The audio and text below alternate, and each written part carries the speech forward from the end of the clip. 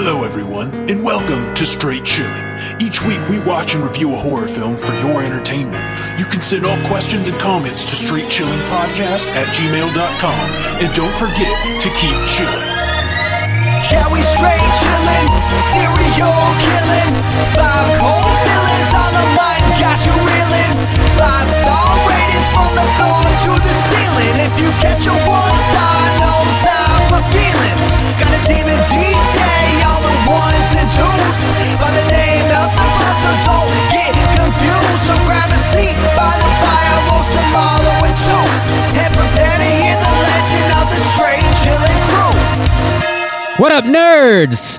Welcome to another rousing episode of Straight Chilling. My name is Bob, and I'll be your host for the evening. This is episode number 225, recorded on Sunday, July 28th, 2019. Tonight, we're going to be talking about the winner of the July poll pick, Halloween Resurrection, the theme for which was movies that I would hate. We're about to find out if that was an illustrious correct. prize. Yeah. Before we get into it, let me introduce everyone else on the show. First up, calling in from Washington, D.C. for the last time, Randy Gandy G. Landy. Hello, old salt. How are you? Well, I am well. How are you? Great. This is really good banter. Yes. We got this shit down. We're killing it. We're killing it. Last but not least, calling in from Southern Korea, we got our boy Soju. What's up, sir? What up? It's your boy. Fed up stains, I think. I don't know. I'm over this. Fucking technology. We're just now started, and I'm about to break some shit. Break your fucking face tonight, or whatever he says. Halloween Resurrection will do that to you. Oh, man. It should be a good episode, because I think all of us have separate stressors that are hitting at the same time. Right as we're about to review fucking Halloween Resurrection. So that is is true. That is true. We're all in a sour place. Shit right now. As of right now, I'm okay. Last week, I was about to blast through a window or something, but I'm okay now. Shit That's seems me to right work. now. I'm about to just start kicking the walls. Some Omar Spider-Man shit. We had some technical difficulties last week. Those seem to be fixed, but have now been replaced with other technical difficulties. So bear with us. There's always It's what we do. I think we just radiate some sort of poisonous magnetic field that just fucks everything. I mean, how else do you explain this podcast being even remotely successful? We're poison. Infecting the airwaves. There's a lot of people that hate themselves out there, so we're just there for those people. You're welcome. We're fucking with your lives. You're welcome. Let's tackle some housekeeping real quick. So you only have a few days left to vote for our August poll pick. If you support us at the $5 level or above on our Patreon website, you can vote on a movie we're going to talk about next month. The theme for next month is 90s horror movies, and the movies that are up there are Army of Darkness, Thinner, and Scream 2. Army of Darkness definitely still winning.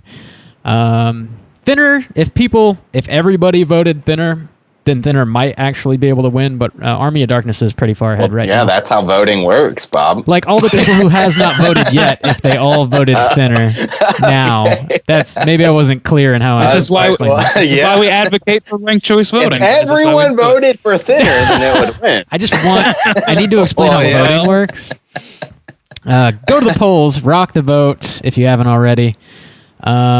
Justin, do you have any YouTube or Twitch stuff?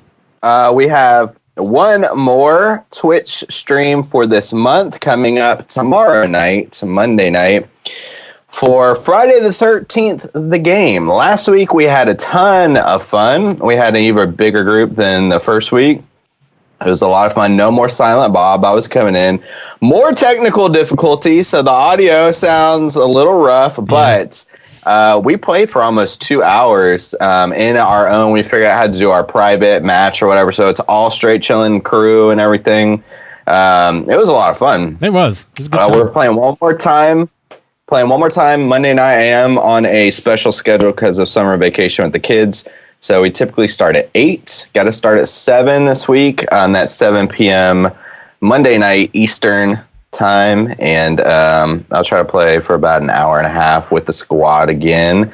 And yeah, it's a blast. A lot of people tuned in last week too, not only to play but to watch. So We have like a spot or two left. Rickety might be joining us. I need to reach out to him. But we almost had a full squad. You can have like 8 or 9 people in a group, and it was almost full. It was good. Yeah, it was. It was a lot of fun. Evan was killing the shit out of everybody. Yeah, I killed everybody too, Bob. Nah, you're not that good. No, Any Tommy Jarvises out there this way? Yeah. Yeah, Bobby Jarvis over here. Bob. Oh, nice. Bobby Jarvis. I didn't handle it very well. But Tommy's brother, Bobby. Fucking Bobby Jar. Bob Jar. That's what they call me. Yeah, it's always fun. We're like, yeah, we got a Bob Jar, or we got a Tommy Jarvis, but then it always rolls up as Bobby Jarvis, and he just doesn't really help us then. I'm basically useless. Yeah. I have a shotgun. Bob gets like the strongest player in the game, shotgun, extra agility, and he just I just fucks it away. I jog for a while. Rob would probably do better as the little Tommy Jarvis, shaving his head and acting weird. Probably a more better schema for him. They should work that into the game somehow. They should. Faux show. Yeah, that's pretty much all we have as far as housekeeping goes. Kind of light on the housekeeping this week. Let's go ahead and talk about what we've been watching. Hey gang, what you been watching? Yo, Randy, what you been watching? There hasn't been a ton this week.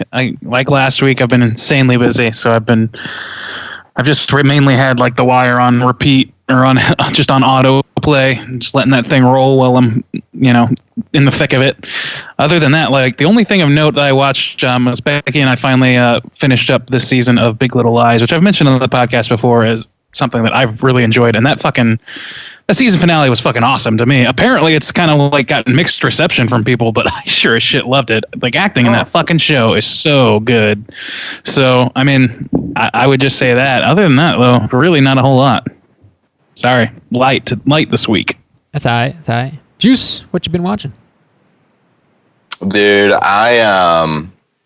uploaded Fresh Prince of Bel-Air onto Netflix. I don't know if that's been on the American Netflix for a while, but I just got it on Korean Netflix. And it was in the highlighted one. And I just got my wisdom teeth taken out on Friday, which probably adds to my just general cranky demeanor. But so I didn't work on Friday, so I was just watching some Fresh Prince. That shit like put me in a good mood, though. That shit takes me back immediately. Are you sure it wasn't the Tylenol 4? Well, or the ill-advised alcohol that you took with your antibiotics? That is true. Yeah, I was. So that's a funny story. What I've been doing. So since I got my wisdom teeth taken out, I've been on a liquid diet, like no solid foods for like 4 days now. I've been living off smoothies, literally. But then somebody invited me to go out drinking last night. I was like, well, I can't eat, but I mean, I can drink. So I just was drinking last night. Adults. I have no solid food in my stomach for days. Get shit hammered. I did drink. Your fucking body sends you a cease and desist letter. It was also one of those things where it's like we have this really awesome craft brewery in town, and they have just like a ton of like crazy beers, but they have a specific location where you can pour your own. So you go. So we went to that one, and so I was just pouring my own beers, and it was happy hour. So my bill should have been $75, and it ended up being $33. So Damn. I was pleased with that. That's a fuck ton of beer, dude. That is a good discount. Dude, and when you pour them yourself, it's just gets a little wily. I don't even know what beer So that's what I've been doing, but your I've been watching. liver has got to have you severing the relationship at this point. No, not dealing with this. So Fresh Prince. Dude, the only thing about that shit, it reminds me how much I fucking can't stand and can barely tolerate, and it's only because it's Fresh Prince of Bel-Air. Fucking laugh tracks, dude. Holy shit. It's one of those things you completely forget about until it's right in your face, and it's just so persistent. Laugh track, I fucking hate them. They're terrible. Holy shit. They're just just this extra noise that just clouds the whole fucking show. I watched 30 seconds of The Big Bang Theory, like at one point, because people were like, "Oh, this show," and because it had a laugh track, I was like, "Nope, I refuse. I cannot." Well, watch that's this. that's your problem. Like the Fresh Prince is less so, but like when you get into like late '90s, early 2000s sitcoms, especially like fucking Big Bang Theory, literally every line is supposedly a joke, and they like I think they probably rattle out like 4 lines per minute, and just like just seconds of Dude, fucking. I remember that shit starting on that '70s show. It was so fucking annoying. Every line doesn't have to be a fucking ball buster laugh track. Yeah, and I remember even going back when that new Full House came out, I went back and watched like some old Full House. I was like, oh yeah, Full House. And it was kind of the same thing. It was like Bob Saget like dropping the line, the pause with the laugh track. It's like, holy shit. I'm so glad I'm past that now. I like watch no shows with laugh track. There's shows that are okay with that. Like the classics are fine, like because they were kind of like it was live audiences for starters, but I don't know. Okay, yeah. This is a whole conversation. I know. Forever, so. Well, yours was light on the what you've been watching, so I figured we could get into some shit. Had to make up. I defer my time to the gentleman in SoCo. But Bob, what have you been watching recently? I watched a few Some things. good things, I hope. Some things. So I watched another David Lynch joint. I watched Firewalk with Me. Which is weird, man. It's the Twin Peaks movie, and I haven't seen the majority of Twin Peaks the show. I've seen almost all the first season, so I think there's a lot of stuff that was happening that I just didn't fucking understand at all. And after I watched it, I texted Rainey and I was like, "What the fuck is this movie about, dude?" And he had to like break it down for me. Because it is definitely not a linear plot. There's kind of like characters coming in and out, and they're not normal people, and they don't do normal things. They're not. And some of them speak backwards, and you're just like, what in the fucking world is this movie actually about? But it's got some pretty uncomfortable stuff. It's David Lynch, so it looks good. It's definitely interesting. I don't know that I can say I enjoyed it.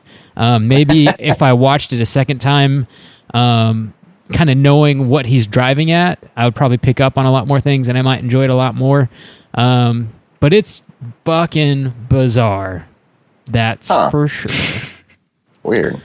Yes. I thought many times about back when we were picking the movies ourselves. Thought many times about picking that just to force you to watch it because I know you didn't get off on anything Lynch for a long time. And I also knew that Justin kind of got a little bit into Twin Peaks for a bit, and that movie is like it's fucking weird. Even if you like seen all of Twin Peaks, it's like David Lynch doesn't allow you to just kind of passively accept a story. You have to work through it emotionally, and like logic doesn't really help. It's all just like about feels over reels and all that shit. It's fun. I loved it. And that particular movie like kind of kicks all kinds of ass for me. Like that one in particular and David Lynch's shit. I love it. I could talk about that one forever. It's been like what, 2 years since I watched Twin Peaks. I should watch it and see if I can. And I never finished season 2, unfortunately, because it just got real bad. But I wonder if I could hop in. You could definitely watch the movie. Is a prequel. It talks about it's the last days of Laura Palmer. Okay. Oh, so, okay. Like, still know that stuff, but you can go into it and you'll be a little more confused than you would have been otherwise. I would say watch the last episode of the series of season 2, and then you're prepped for Firewalk with Me, because that's when it came out too. Okay, it was after season.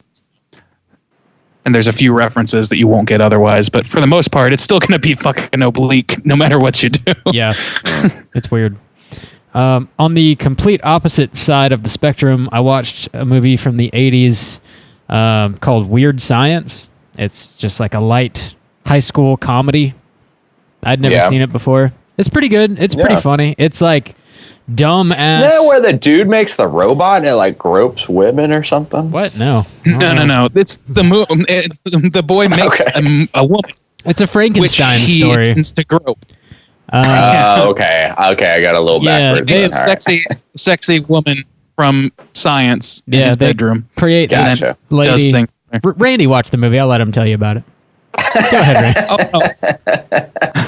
Oh no. No, I just yeah, felt like the need to get that out. it's problematic for sure, but it's like this lighthearted romp where these kids create this Frankenstein creature, and of course she's like a hot lady, and she teaches them to have like self-respect and stand up for themselves and whatnot. It's some of the jokes are like racist. So, I don't know.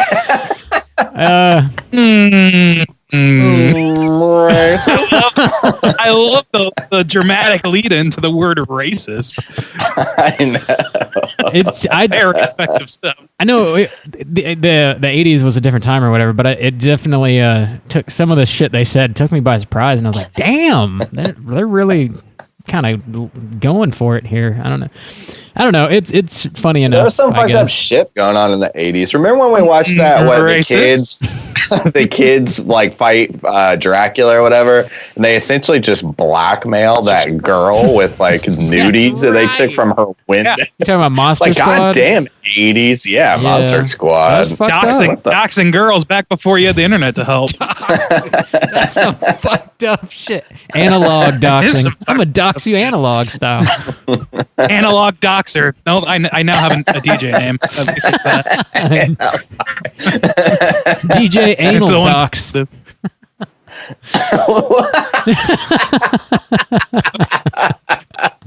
Specifically doxing anal material. DJ Material Anal about your Dox. anus. Oh, shit. Damn, this took a turn. Hashtag DJ Anal Docs on Twitter, please. I want to see it trending. Oh, man.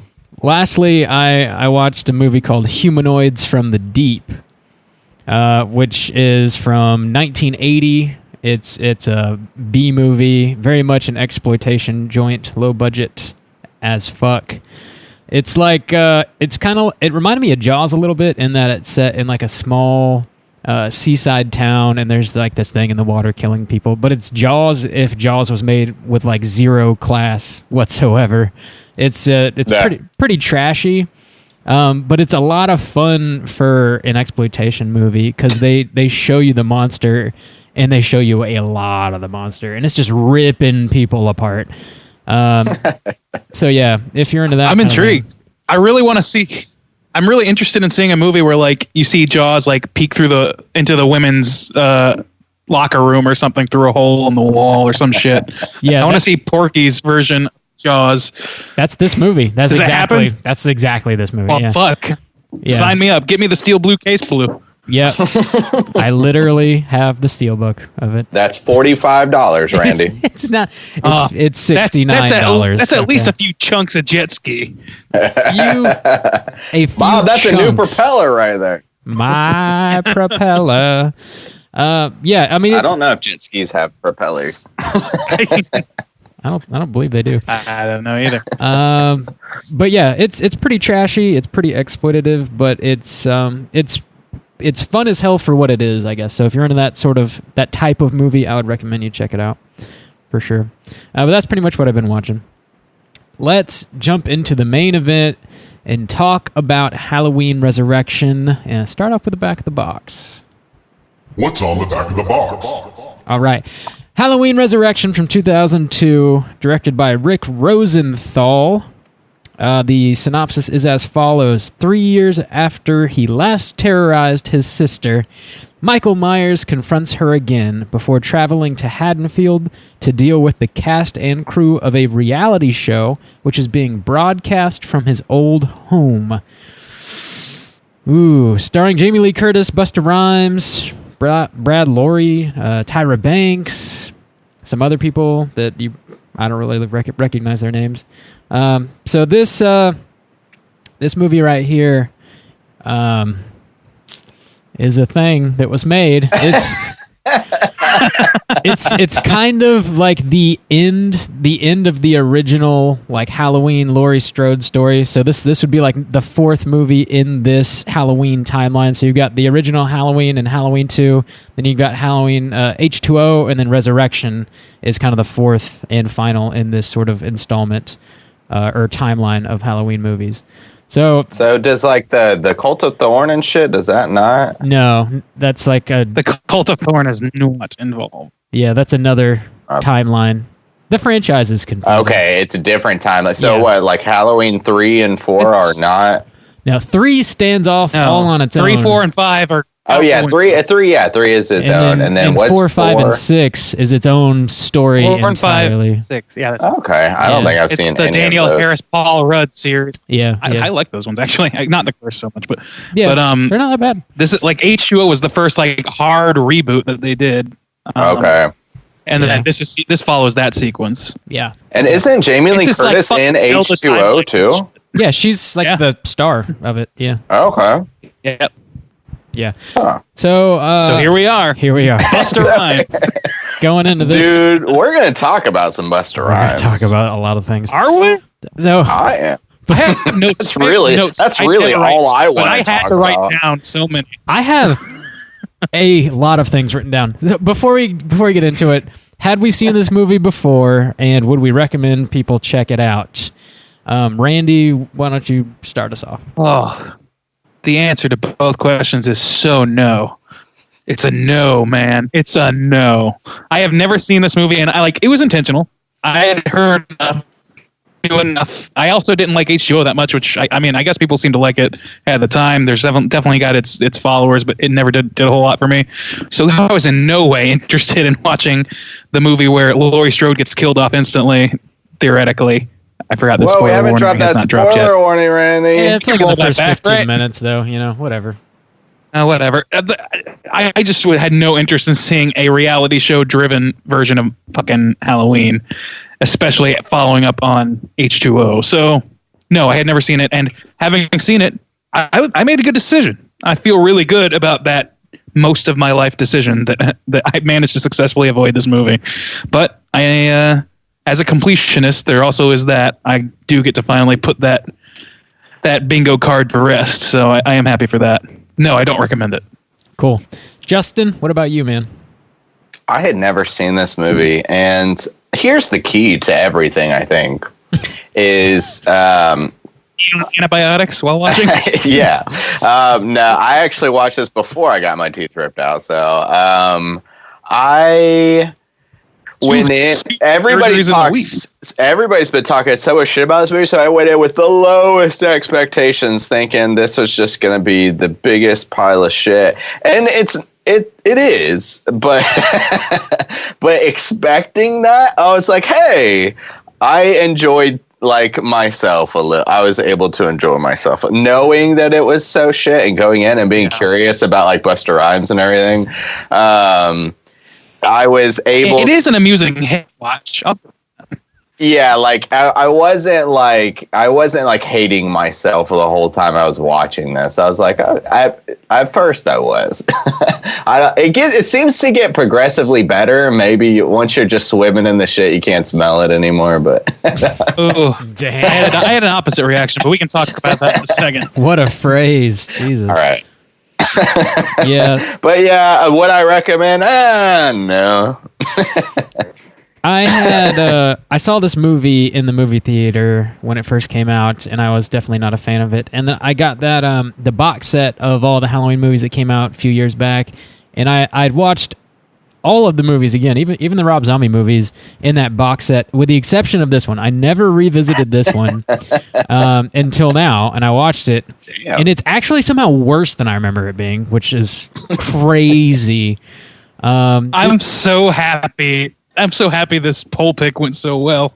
Yeah, I know. After Bob botched the last one. I didn't remember a whole lot about it. I remember Laurie died at the beginning, which is fucking dumb. But this movie's terrible, and I only recommend it if you're a Halloween completist. That's the only reason you need to watch it, because it's very bad. It's really bad.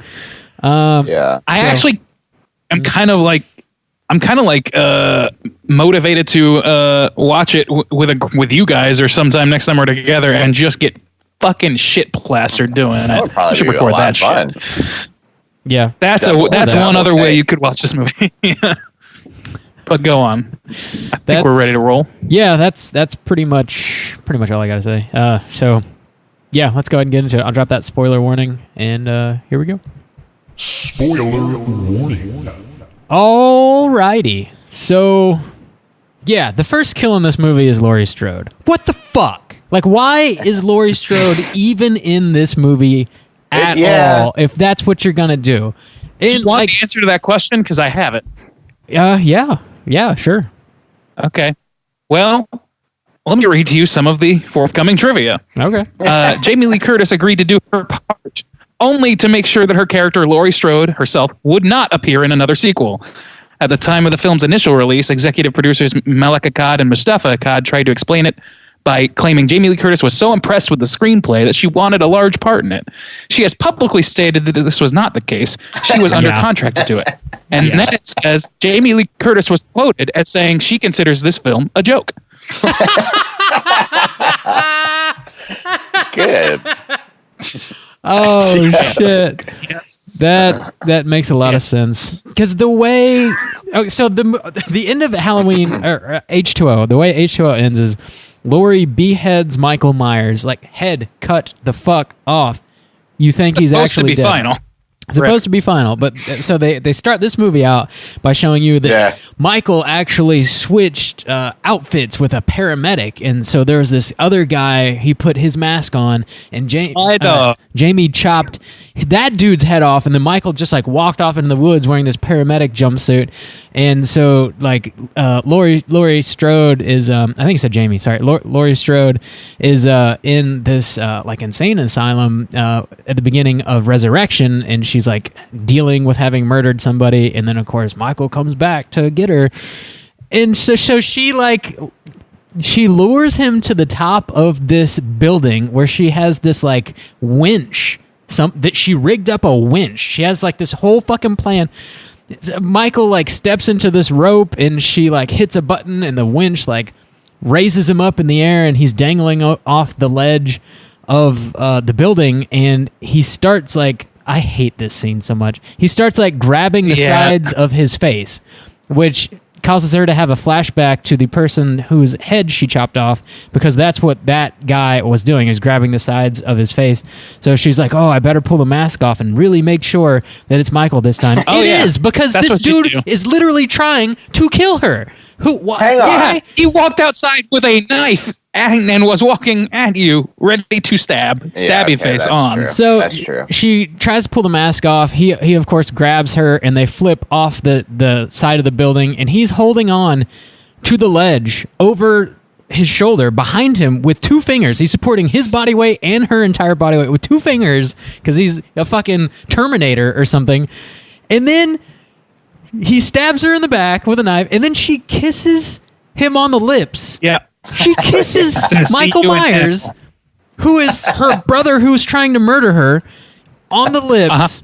And then she says, I'll see you in hell, and falls to her death. That is the worst scene in all of Halloween history. What the fuck? What? Who wrote that? I actually was like, Let me defend some of this. No! Try. Yeah, okay. Yeah, I was going to a little bit. The only I can't defend it much, but I'll try. There's only so much you can do. You can only shine shit so much. The only thing that I thought, that they at least added to is there's a guy. She's like in this insane asylum, and the whole thing is like she went crazy because she killed the wrong person, and she's like gone crazy from guilt or whatever. So she's in this thing, and there's this dude who like gets out of his room, which also doesn't make sense because nobody gives a shit that this dude constantly gets out of his room. And this crazy guy, he's like obsessed with serial killers, so like he's like roaming the grounds, and he's just talking about like, oh, Ted Bundy killed the whatever, Charlie Manson killed what, blah blah blah. And so he just walks around, and I thought that when because at one point Michael Myers like goes to his cell or like you see him walking by, so I thought like the idea was like, oh, maybe that is the guy, like when he starts grabbing his head or whatever, like, oh, maybe like he wasn't necessarily really? Maybe I'm trying anything I can. You're trying. That's fine. But maybe that it was that dude. And then not only that, I'll say this since we're talking about it. After he actually kills Laurie Strode, he goes back to that guy's cell and specifically gives that guy like a butcher knife. Yeah. So of course I'm thinking that it's not Michael Myers through the rest of this movie, so that when he dies in the end, I'm like, oh, they're just gonna play it off because it's this guy that he met in the insane asylum or whatever. Yeah. And that would have at least made some kind of sense because they show it to you. He gives him the knife, and the guy's like obsessed with serial killers, and he's crazy. And Michael Myers doesn't make sense though with the rest of the movie.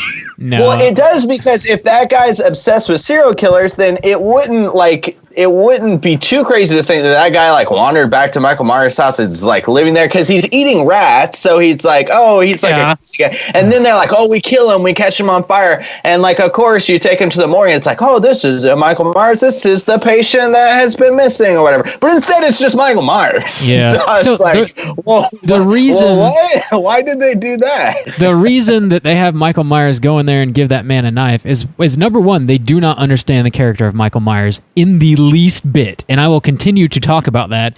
And it frustrates the hell out of me. Scheming Michael Myers in this movie. It also, Michael Myers doesn't just give people fucking presents. The reason he walked in there is because as he's in there giving the dude a knife, the dude then has the chance to info dump and explain the first 3 movies in 30 seconds to the audience. He tells you exactly who Michael is. Him and the nurse. Yeah. The nurse. Like, it starts with the nurse saying what happened at the end of the last movie, and she's to the new nurse or whatever, and she's like, oh, well, he came back after 20 years, and then this is his sister, and and then you get this guy just to give like the fucking Ring announcement, the WCW intro, giving the kill count and everything, which by the way he gets fucking wrong, and that's hilarious. So I mean, it's great. It's great in all the ways that makes it terrible. This movie in general, I don't know that I've ever seen a movie more desperate to verbally exposition everything so much. It's just constantly telling you what's on screen. That you might as well be like the for blind people version that just literally is explaining to you what's on screen at any time. It's fucking nuts. Like, you have fucking Busta throughout this movie just throwing shit out at you, like telling you everything about his plan, just saying it to Tyra. He talks to himself just to expose things. He's like, oh, yeah, good job. Pat myself on the back. He does that in this movie after just exposing shit that oh, my God, it's so horrible. He kills a couple security guards as well. Like, as he breaks into the insane asylum, he kills a couple security guards.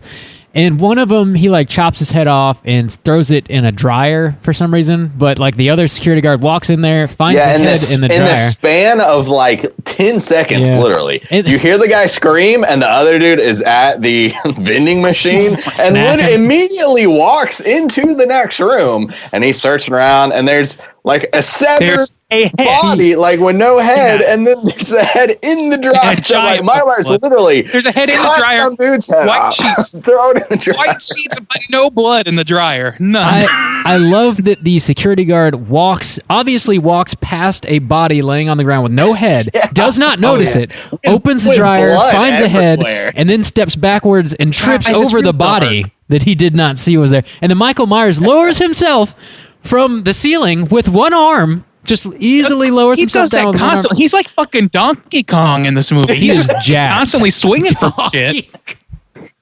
He legit, the one arm thing, I was like, when the fuck did he turn into a goddamn Spider-Man? He's just like what is this fucking American Ninja Warrior bullshit? Yeah. It's also like just this slow lower. It's like he has it's like he's got the biggest fucking arm. Like, what? That actor is 100% on a lift for that scene, and he's just Oh yeah. It's just like the slowest lower from the ceiling with the one arm. It's so, but you're right. When they also show it, they show it from the previous movie when they're doing like a recap. Yeah. They like when they're like, oh, he killed a paramedic. He did the same thing. He lowered himself with one. which I'm thinking now was actually not in the previous Probably movie. They made it for this movie to recap the last movie to explain. So they literally did the same thing twice for this movie of Michael Myers just slowly lowering himself. He does a lot of pull-ups, man. A lot of pull-ups. I mean, let's talk about that. Fucking Michael Myers is basically Charles Bronson in this movie. He's scheming. He's got plans. It's like he wants to up his reputation. He even gives I assume I didn't take away anything you did from him giving that guy the knife. I was just like, okay, so this movie's trying to tell me that they're pinning Laurie's murder on this obsessed psychopath. So, I mean, okay, I guess. Like, but the only reason for that character to exist in the first place is just to give us the Ring announcement. It's fucking ridiculous. So I don't know. Yeah. And then Laurie's gone. Laurie's gone forever, and Jamie Lee Curtis gets to rest easy until Gordon Green comes along and pulls her out and makes her into fucking Sarah Connor. Yeah. And then, so from that point, we kind of jump into a completely different movie, and we are introduced to all these dumbasses that want to be on a reality TV show in which they have to survive Halloween night in the Myers homestead with all these cameras hooked up, and it's on a web series. Airing on a website, yeah. And these, oh, God. Oh, my God. What an optimistic time. They were all talking about being famous for being on this fucking web series. Very optimistic time. This whole we're living proof that that is not the future you know? we had in store. This whole concept just reeks of like lumpy executives sitting in a boardroom going, you know, we really got to cash in on this whole reality TV internet streaming bullshit. We gotta wrap that into this Matthew Myers character guy here. Matthew Myers. The fucking kids will gym love teacher? it. Why don't we throw that boy Bobby Jarvis in there? Bobby Jarvis. He'll be the goddamn hero. Oh, that reminds me. I don't remember where I saw this. It was just today, though. There was an interview with Jamie Lee Curtis recently where the interviewer was like, so do people still try and jump out with hockey masks on and try and scare you? And she gives him a death glare. It's the greatest. It's much better than this movie. Yeah, that meme, that one meme, yeah. Also, so they do this interview process, which is the first time we meet Busta Rhymes, where they're like, tell people about yourself. And the girl, never comes up again. It was such a weird choice, but so we have this main chick, and she's reluctant to everybody's got a shtick. She's reluctant to even go. Her friends kind of talk her into it. And she gets scared, or something happens. She gets scared, and she breaks a glass with her voice. Yeah, she screams. And so they're loud. like, "Damn!" Busta Rhymes "Damn, that bitch can sing," or something like that. But it's nothing. He's looking for the scream queen. I guess what is implied. Oh, is that what it is? Yeah. Okay. Yeah, but I also thought that the last popping, I was like, oh, I wonder if that'll come up again, because this is a dumb enough movie to where she can have superpowers. Sure. Yeah. Also, I thought at least it would do something, but it doesn't ever. Again. Here's some trivia just to just to reduce the weight of that internally light scene. The woman Bianca, I'm going to mispronounce this, Kajilik, the woman who played the brown-headed protagonist. Yeah. She could not scream, and her screams were dubbed in post-production. Those aren't even her fucking screams, man. They even do the dumb process they're doing in the movie, in the real movie. If you're going to make this dumb fucking movie, you might as well have somebody who can fucking scream. She's not doing a whole lot else. Yeah, and it's not no, I mean, it's just everybody's got this weird shtick. You got the dude who's obsessed with food. He's a chef. Yeah. And he's how you eat. Yeah. And then you got the depressed, or the philosophical depressed 90s chick who's all just spouting off bullshit. I call him Shitty Jon Snow. Yeah. And then the musician Jon Snow. The chef, I Shitty Jon Snow coming in. I love how the chef blinds Michael Myers temporarily by throwing seasoning in his eyes. Too. What the fuck? Also, this movie was by writers. I guarantee it. Eric Bischoff has a writing credit on this movie. I'm sure of it.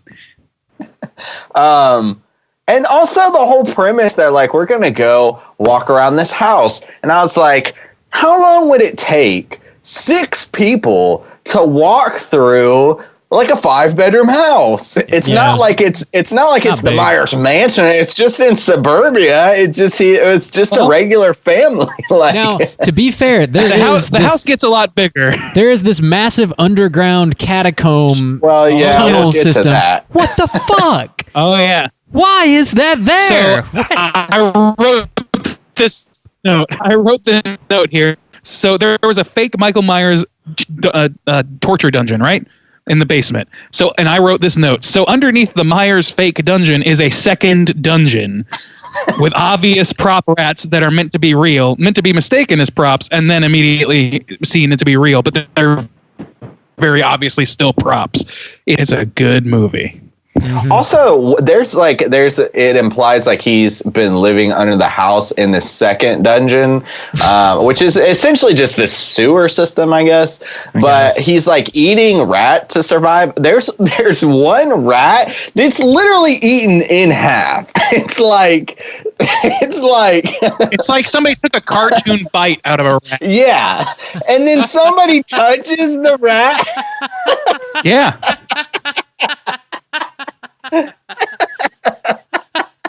Like, oh, it's just a prop. It's just a prop. And then the prop squeals and she goes, oh, no, it's not a prop, but it's a prop. It is a prop. Oh shit. Oh shit. That's in the second dungeon. And then- how much hang money on. you got to be pulling in to have 2 And torture it dungeons in your house? moves.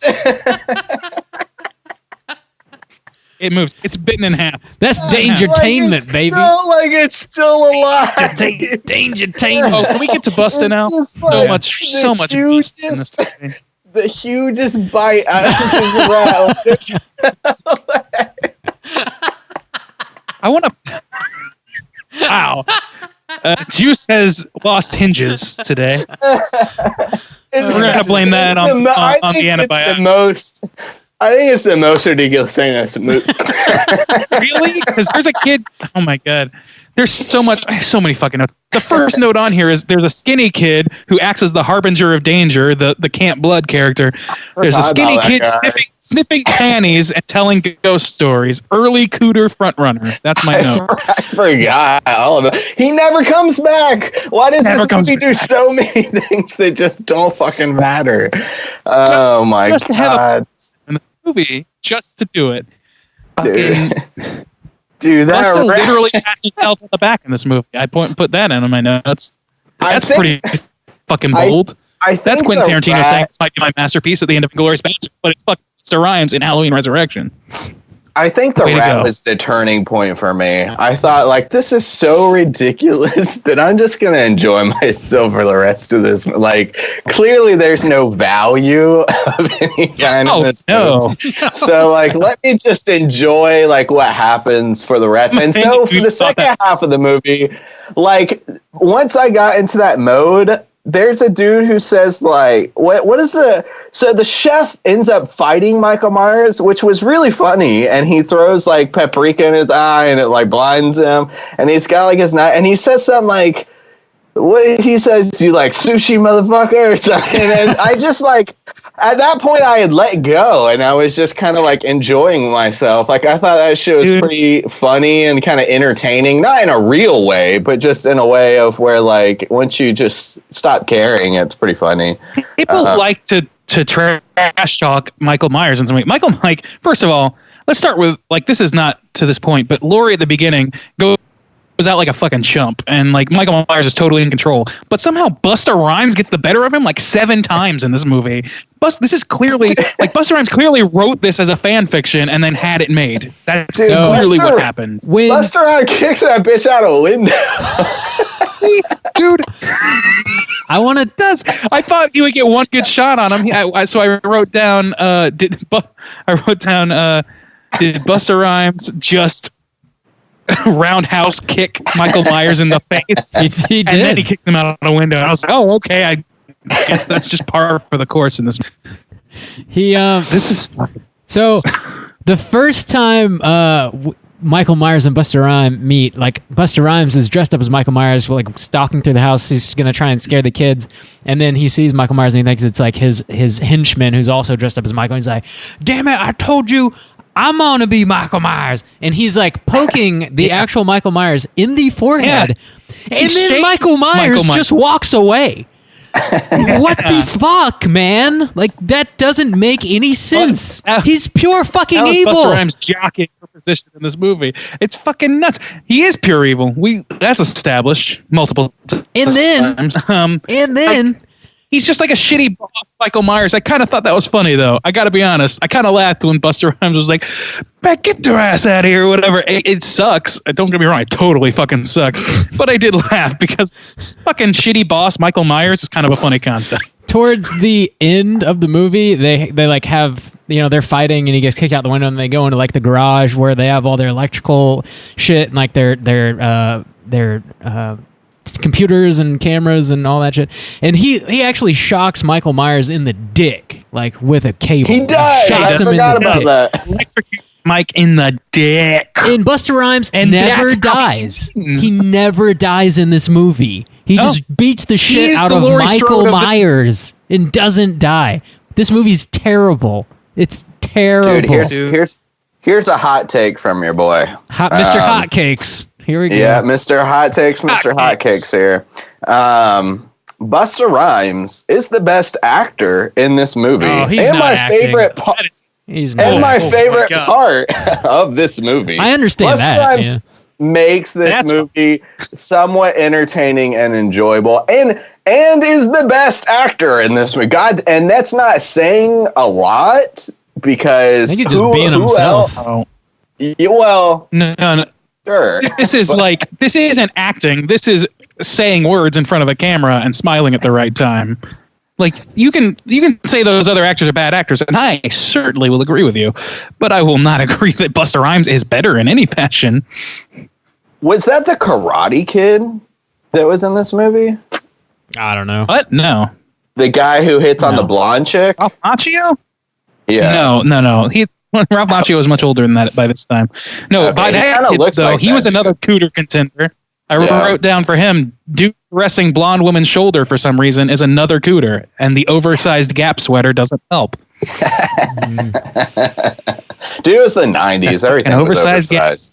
It's the 90s. I know, Dude, but it Jinko just jeans? that man's a living Jinko gene. This was 2002, so it's early 2000s. Oh, really? Yeah. Well, yeah, still. yeah. Limp Bizkit was still But they're popular. still building off True. Scream. Like, this is like post Scream, and this is where people are supposed to be like wised up to the horror movie tropes and all this stuff. But this movie somehow still does not fucking get it at all. Certainly not for this franchise, but not even for fucking regular fucking slasher. It just fucking terrible. Busta Rhymes later describes Michael Myers as he says Michael Myers is a killer shark in baggy ass overalls. Yeah. What? That's his big. Michael Myers gets the Loomis line at the end of this fucking movie. Like, he gets to. That's his way of saying he's pure evil. But it's, I'm gonna do it like Busta does it. And then we just get his fucking long monologue where he's talking about baggy goddamn overalls. What the fuck is intimidating about that? You can just poke a shark in the face and then it'll swim away. It'll just swim away. Apparently, this movie is terrible. You know what? Also, we also didn't even get any really cool kills in this movie. That is true. Like Which is a bummer. all of them. Tyra Banks gets They're what? killed off screen. We don't even see her get killed. Yeah, I think most people get killed off screen. Like, we didn't see Karate Kid die. Sure, Did we? Oh, we did. No, he reached like through the window. Never mind. We did. Or the mirror or whatever. That's true. Never mind. So He cuts one of the girls' heads off. we didn't which even we talk. see. yeah. Yeah, At the top of the stairs. He head crushes roll. a dude's head. He crushes that one dude's head. Yeah. Another dude gets stabbed in the throat with a camera. A tripod. Tripod, yeah. That's probably the best one. That's actually a reference to Peeping Toms. So Oh, really? even that Actually, was you know still- what? The chef one was pretty cool. He gets hung up. It's like a, throwback to the first one where he gets hung up on the yeah. door. Yeah, with multiple knives. I don't approve. Yeah. Like, if you're going to do that as a reference to call back to the original, you damn sure better have some original kills along with it, in my opinion. Wow. They do I mean, not. he does get roundhouse kicked out a window. So. Yeah, he does. And also, Michael is not intimidating in this movie. His mask and All Michael because Myers' Busta mask- Rhymes watches kung fu movies in his spare time. He's That's right. how. Dangertainment. that's how he manages to kill Michael Myers practically. He fucking like if you look at Michael Myers' fucking like mask in this, he's got like Doc Brown hair. It's fucking insane. Dude. And it's like what? The eyebrows are like The eye. thick Oh, stencils. God, yes. And there's certain shots in this movie where you can see Michael Myers' eyeballs. You're not Eyes. supposed to All see of them. like so clearly. You're not You can supposed see to the see them. blackout around his eyelids. Who the fuck You made see this the blackout movie? around his eyelids. It's fucking nuts. It's terrible, man. God.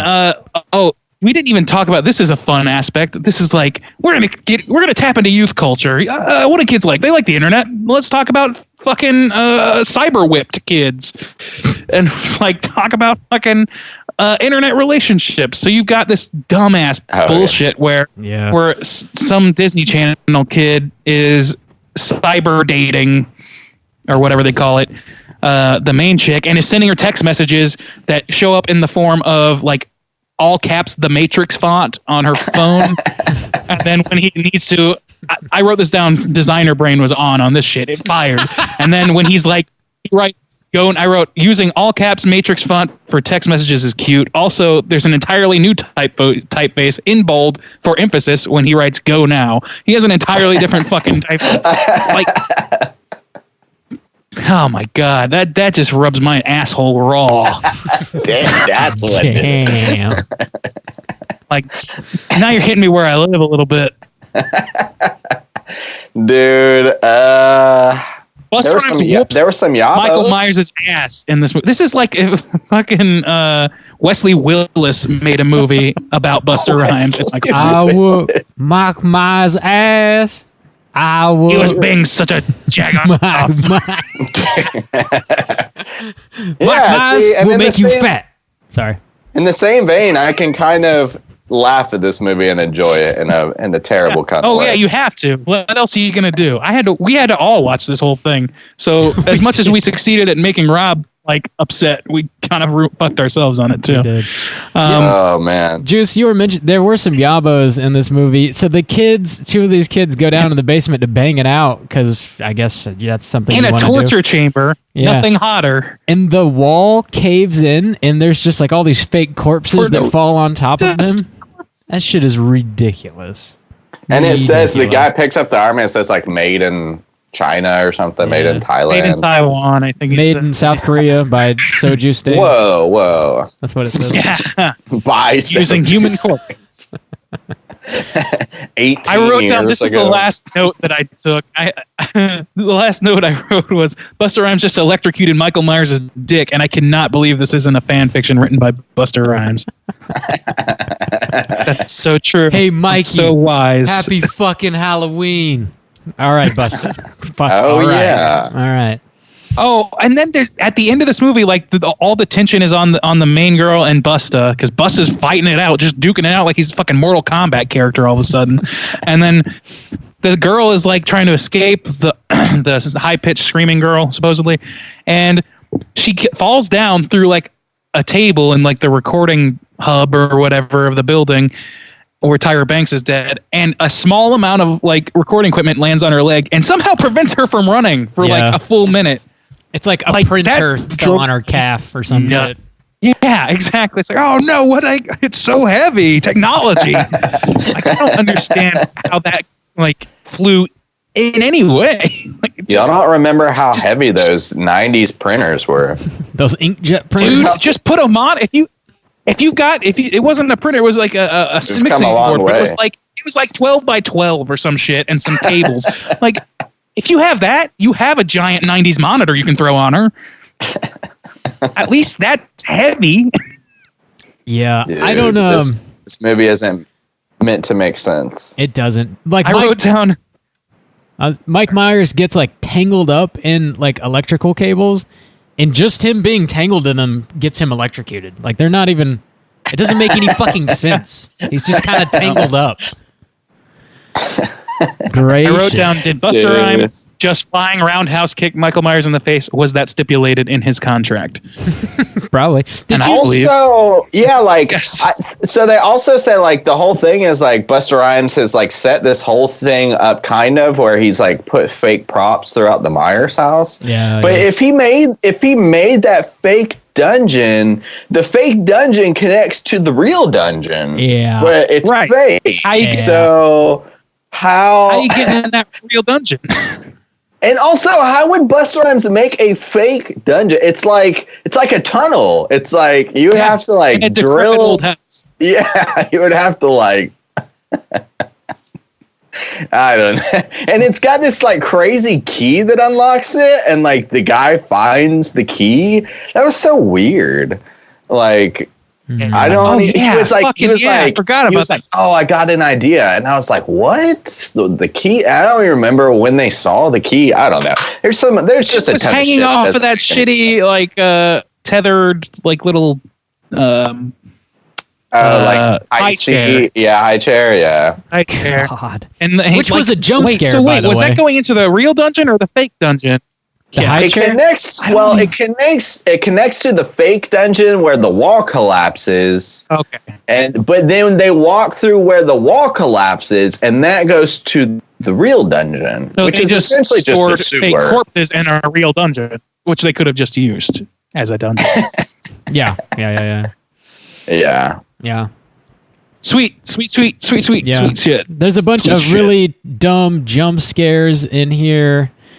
All these people are getting killed on camera because there are cameras throughout the entire house, but as they're getting killed, conveniently, nobody is watching any of the fucking cameras. Nobody sees Oh, anybody yeah. get fucking murdered.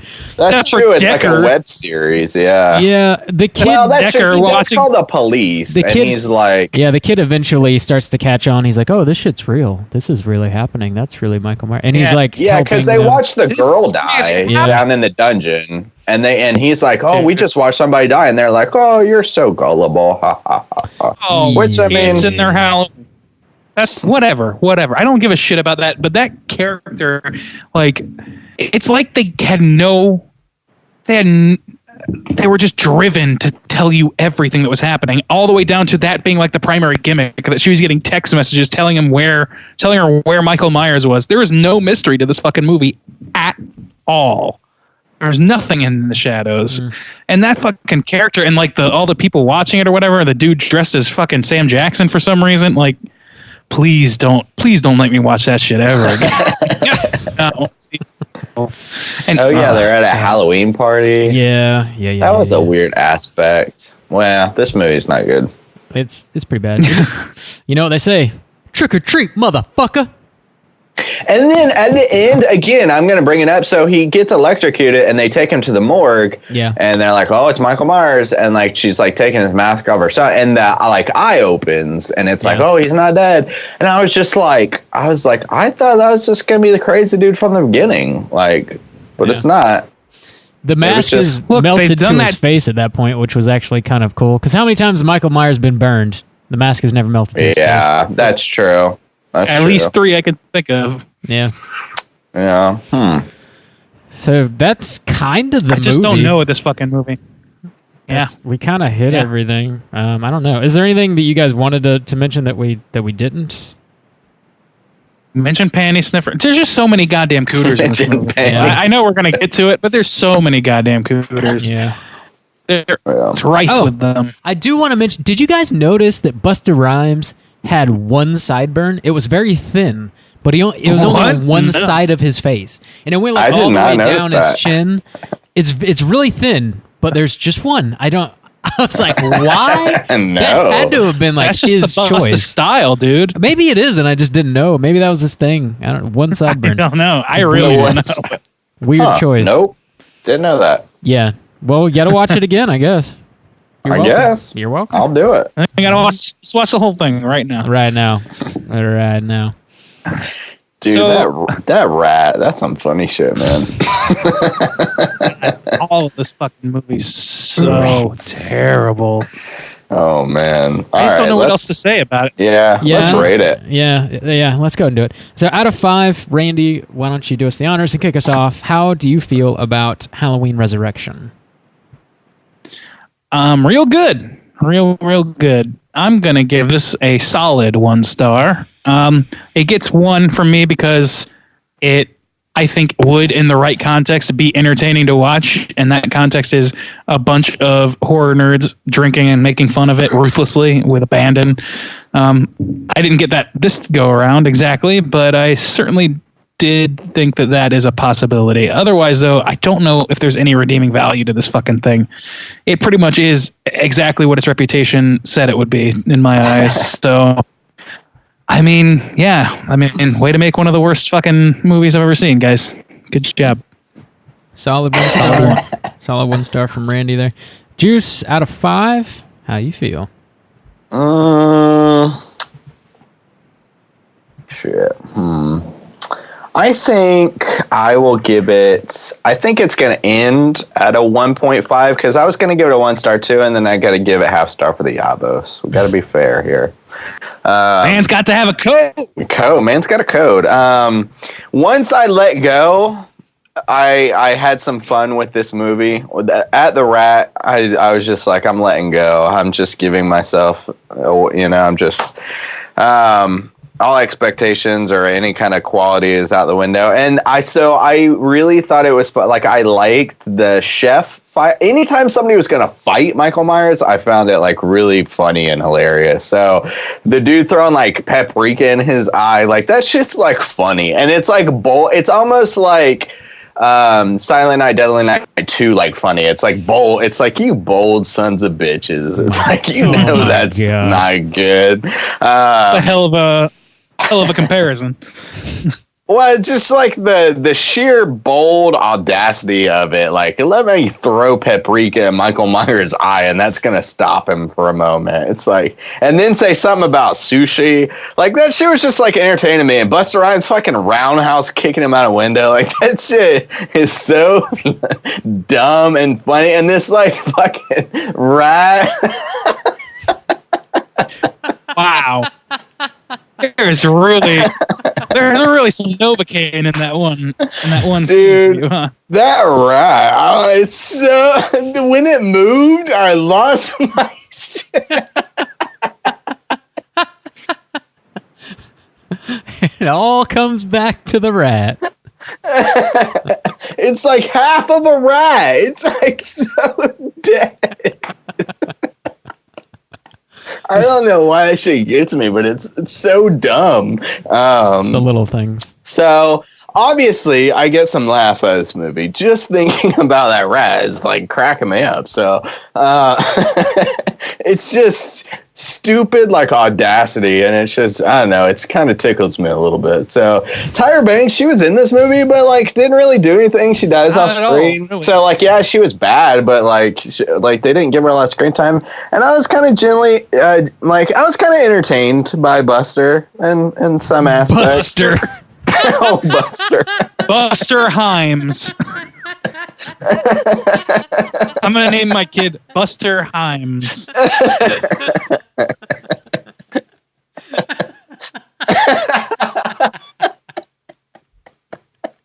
Hold on there, Buster. We're getting some good laughs out of this. That's good. Buster Gas. What this else movie, can you do? it's pretty bad. Yeah, that's the thing. You just gotta let it wash over you and just enjoy the ride. So I'll end it at a 1.5. Generous. God. Well, the Yabos, yeah. the Yabos really take it up a notch. No, not really. This They is really. I mean, in the scoring, not in the movie. Yeah. I'm not saying the Really Yabos. brings this movie into the upper tier, it's the upper crust movie. Now. I think this When is, you're sitting at a 1 star, a half star makes a big difference. yeah. So. Oh hell yeah. I think It's true. This That's is 150%. This is the worst movie in the Halloween franchise, including the Rob Zombie movies. I think I actually prefer the Rob Zombie movies to this movie. This shit is At least Rob Zombie respected aspects of Michael Myers. I don't know about that second one, though, dude. I could never finish that second one. I finished this movie. I never finished the second. Actually, yeah. It's I mean, they're all pretty problematic, but this movie just like fucks everything up. It just like shits all over H2O. It shits all over Laurie Strode. like immediately. And then you get all these characters that come in and then they just shit all over Michael Myers. Like Michael Myers doesn't he's not scary. He's just not scary. And that mask looks like a parody of the original mask. It looks like a mask that they would have made to use in like Scary Movie fucking 6 or something to make fun of Michael Myers. It's like if they made a new Star Wars movie where they had fucking, I don't know, Darth Sidious or one of those motherfuckers like in a one-on-one battle with Jar Jar Binks as voiced by Chance the Rapper or some shit. Yes. It's fucking absurd. It's absurd. It looks terrible. Nothing in this movie really matters at all, and it just shits on anything that ever did matter in any of the Halloween movies that came before it. And like, I just don't understand, if you're going to make a movie like this, why in the fuck would you continue? Why does it have to be a sequel to the first two movies in H2O?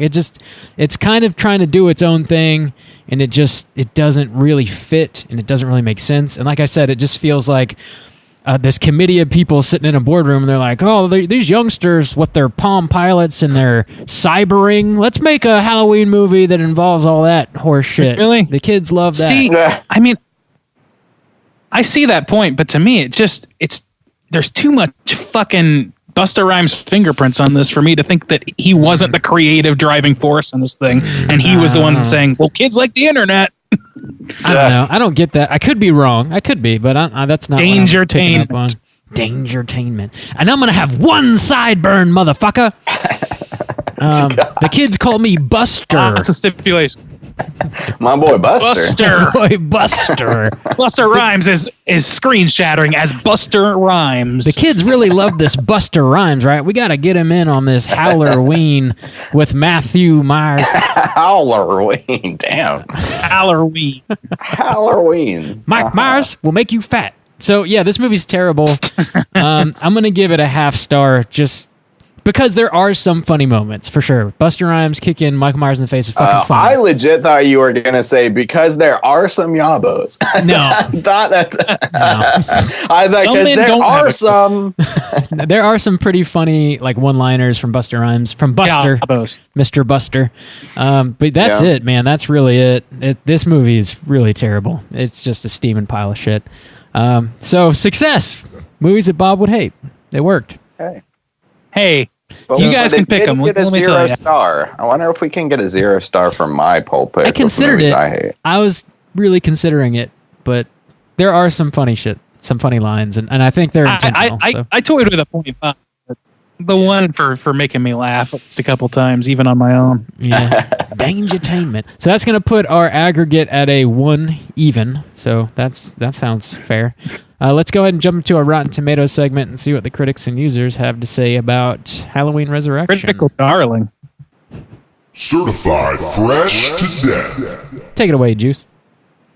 All right, let's hop into the old Rotten Tomatoes segment. We'll see if old Halloween Resurrection is certified fresh.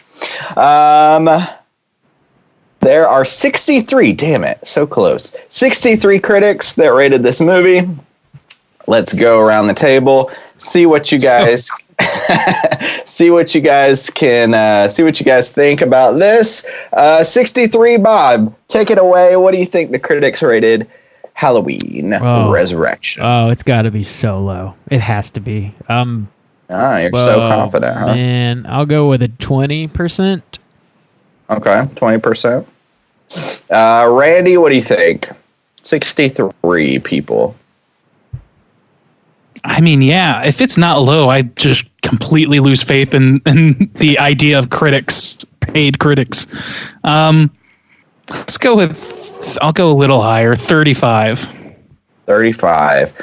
Oh, Randy, you have too much faith in this film. It is certainly not certified fresh. It is, if there was anything, it's certified rotten. 11% is the total we're going to end with on Halloween Resurrection. 11%, which is even lower than the Straight Chilling Crew rated it. Yeah. The critic consensus it is the only thing this tired slasher flick may resurrect is nostalgia for when the genre was still fresh and scary. Nostalgia? No. There's That's too many way cameras generous. on people's ears to resurrect nostalgia. You know, It says the only thing may is nostalgia. my only okay, thing okay. about the, I mean, let's be fair. my only reasoning for going even a little higher was that, like, I'm thinking of critics of horror movie, critics at the time, like real critics, having to review this movie after Scream came out and shit, and being like, well, this is more along the lines of what I would have expected, so it's bullshit. But some people would probably be like, well, it's what you asked for. Like, it's what you get when you watch dumb horror. And that's, I mean, I just kind of assumed that would be one of the talking points. So I found a positive from a critic, a dude named Felix Vasquez Jr. from Cinema Crazed, reviewed this movie on October 31st, 2013. He rated it positive. He has this to say: it's a ridiculous, absurd slasher film with a concept that is so bad that it's undoubtedly good and makes for some wicked entertainment. That dude had to be drunk on a Halloween watching Halloween Resurrection. Just having a good time. Like he had Undoubtedly good. Yeah. It's so bad it's undoubtedly good. This man has no doubt that this is good.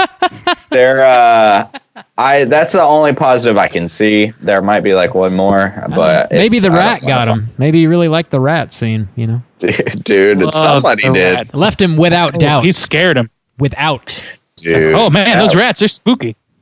That rat, that was hilarious. That it was still alive. Dude. That shit is dumb as fuck. It moved like somebody was like pushing it with a rod from underneath too. It was like it did. And it made a noise. Like My favorite jump scare in that movie was definitely when the high chair was revealed, because they shot it as if it jumped out at them. It's just sitting in a closet. It's inanimate. It's a fucking high chair.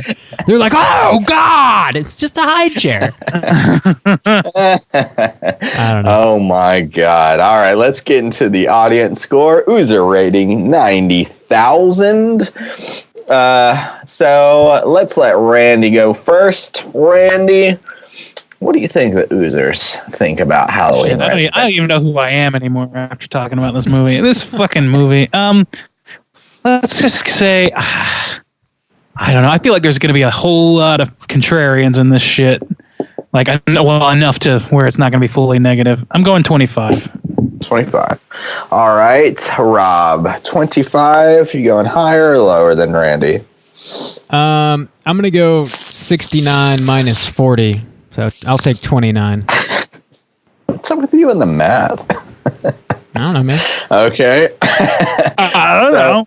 Randy 25, Bob 29. Yeah. Is that what you said? Yeah. Okay. 69 minus 40. Oh yeah, of course. Okay. Randy's going to take it. Almost hit it on the mark. It is a whopping 26% from the Oozers.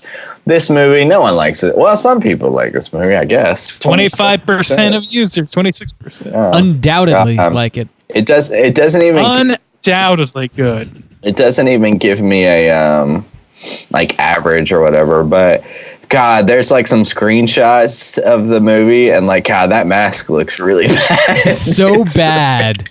It's so really bad. It looks like he has a fucking spiky fro. It's insane. Why? Why? It looks like, well, like when Busta Rhymes is walking around in his fake Michael Myers, it looks like the same. So it looks like the fake, like the one that like Busta. Like, it's not even a little dirtier. Yeah, it's like the same as the one Busta Rhymes has. So, old Buster, he's got the same style. He looks like Odesu. This hair is like this fucking. Dude, it's the new thing. It's the new trend. Yeah. You know. You can see his eyes in most of the movie and the blackout around his eyes like he's fucking Batman 1989. So, yeah, that's our Rotten Tomatoes segment. We going into trivia? Yeah, do you have Sure, anything? we can do that. You got it? Yeah, okay, let me... Oh, yeah, I got a few more things. I I can go a few. Let me drop it. It's totally time for trivia. Take it away, Randy. So some of this might be well-known stuff, but I'm just going to roll through a few things. First of all, Rick Rosenthal directed this. Also directed Halloween 2, the original Halloween 2. So big downgrade for Rick on this one. Wow. Kind of. I never was the biggest Halloween 2 fan, at least not compared to what the general consensus is about that movie, but it's a damn sight better than this could ever hope to have been. Oh, hell yeah. Yeah. And Yeah. and Damn. speaking of people who hate this movie, and I'm gonna pronounce this name as it's spelled. John Carpenter has stated this movie has made him cringe. Thank you, John Carpenter. I wonder who the fuck that is. For the sins of mankind. Carpenter. Jesus. This movie makes John sense. Carpenter didn't like it. Who gives a fuck what he thinks? Carpenter. Jamie Lee Curtis appears on the movie cover with short hair, despite having long hair in this film. If you look at it more closely, one can easily tell that it's the same picture that was used on the poster of the previous film, Halloween H2O. So yeah, they spared no expense for Jamie. Jamie was just like, She nah, I did don't have long time. hair. I don't have time for Yeah, a fucking I don't want to photo do shoot. Jamie, another can you send photo me shoot. a few poster photos? No. I'm going to take a shit instead. I'll just do anything else. They just used the same picture. Damn, this shit's lazy as fuck. Dude, that rat, though. Oh my god. Just want to see. We're gonna have to give you a few seconds to collect yourself about this rat. Oh my Here we go. god. Did you guys notice that in Lori's room there was a picture of Josh Hartnett, and it wasn't a Tiger Beat picture? It was because he was in Halloween H2O, as well as John, her son. No.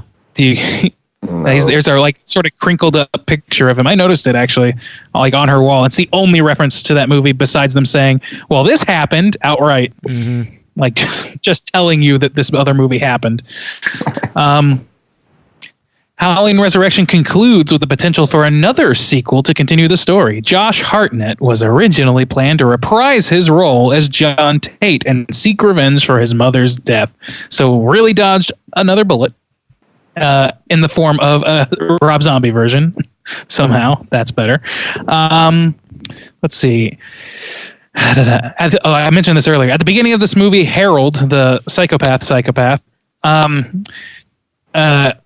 begins to recount the victims of the first two films and says 3 teenagers were killed along with 3 nurses and a paramedic. This is completely wrong. 4 teenagers were killed: Annie, Bob, Linda, and Alice.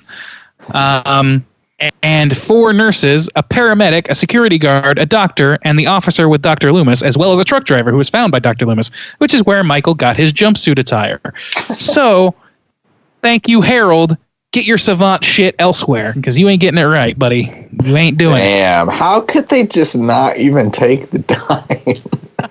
Just watch it. Just have watched it How before you make a could- sequel. Even as a director, even if you didn't want to do that, it seems like it'd be so easy to just ask somebody, Yeah.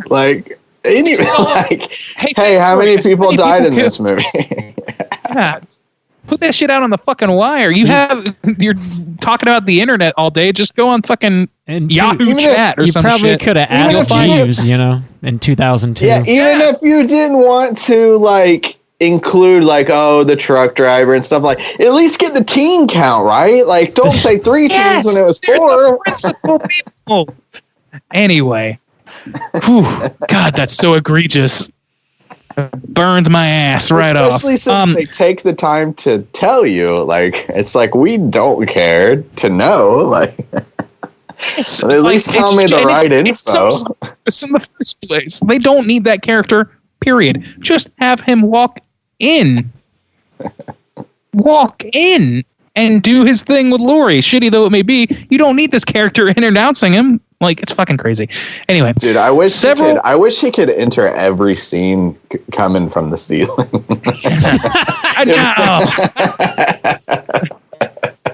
And now the That Hulk would've from made it better. Haddonfield, the killer I of hope- 4 teenagers, Dude, I paramedics, got- 6 security, If they want to make me happy, I know they're listening. But in Halloween Kills or Halloween Ends, we need to have at least one descent from the ceiling with one arm. And these, dude, that would make my day if they included that shit. I'll praise those movies. Sure, why not? I'll drop my tirade on the new Halloween series if they give it to me. Give me the one slow descent from the ceiling, please. Putting that movie in a no-win box now. So. Yeah, it's already lost. This one's actually really interesting. Several endings were written during the production, and the cast was never sure how the film was actually going to end. 4 different endings were filmed, and the director wanted the studio to ship a different ending to each theater, a technique used before in the theatrical release of Clue. True. However, the studio disagreed, and the endings now appear on the DVD and the internet. So, it couldn't have made this movie worse. At least it would have had ties to a better movie. At least I don't know. It wouldn't have been better. But I'm kind of curious what the other endings were. I'm sure they're just as dumb. I watched them and I literally forgot. I know Busta Rhymes actually dies in one, but they're not very really? memorable. Yeah, they're just. Well, I was thinking today before we recorded this. I was like, how did that movie end? I don't remember how the movie actually fucking ended. It's that just low with impact. Michael Myers eye opening. And fire, and he opened. Yeah, I figured it out later. I was like, wait, there was a morgue. And then I figured it out. But yeah, this movie's memorable only in its most heinous sins. The original executives of Miramax wanted to continue the series by creating a whole new story, which didn't have anything to do with Michael Myers after the last film, in a similar manner to Halloween 3 Season of the Witch. However, some poll results conducted throughout fan websites proved to the producers that fans wanted Michael Myers to return again.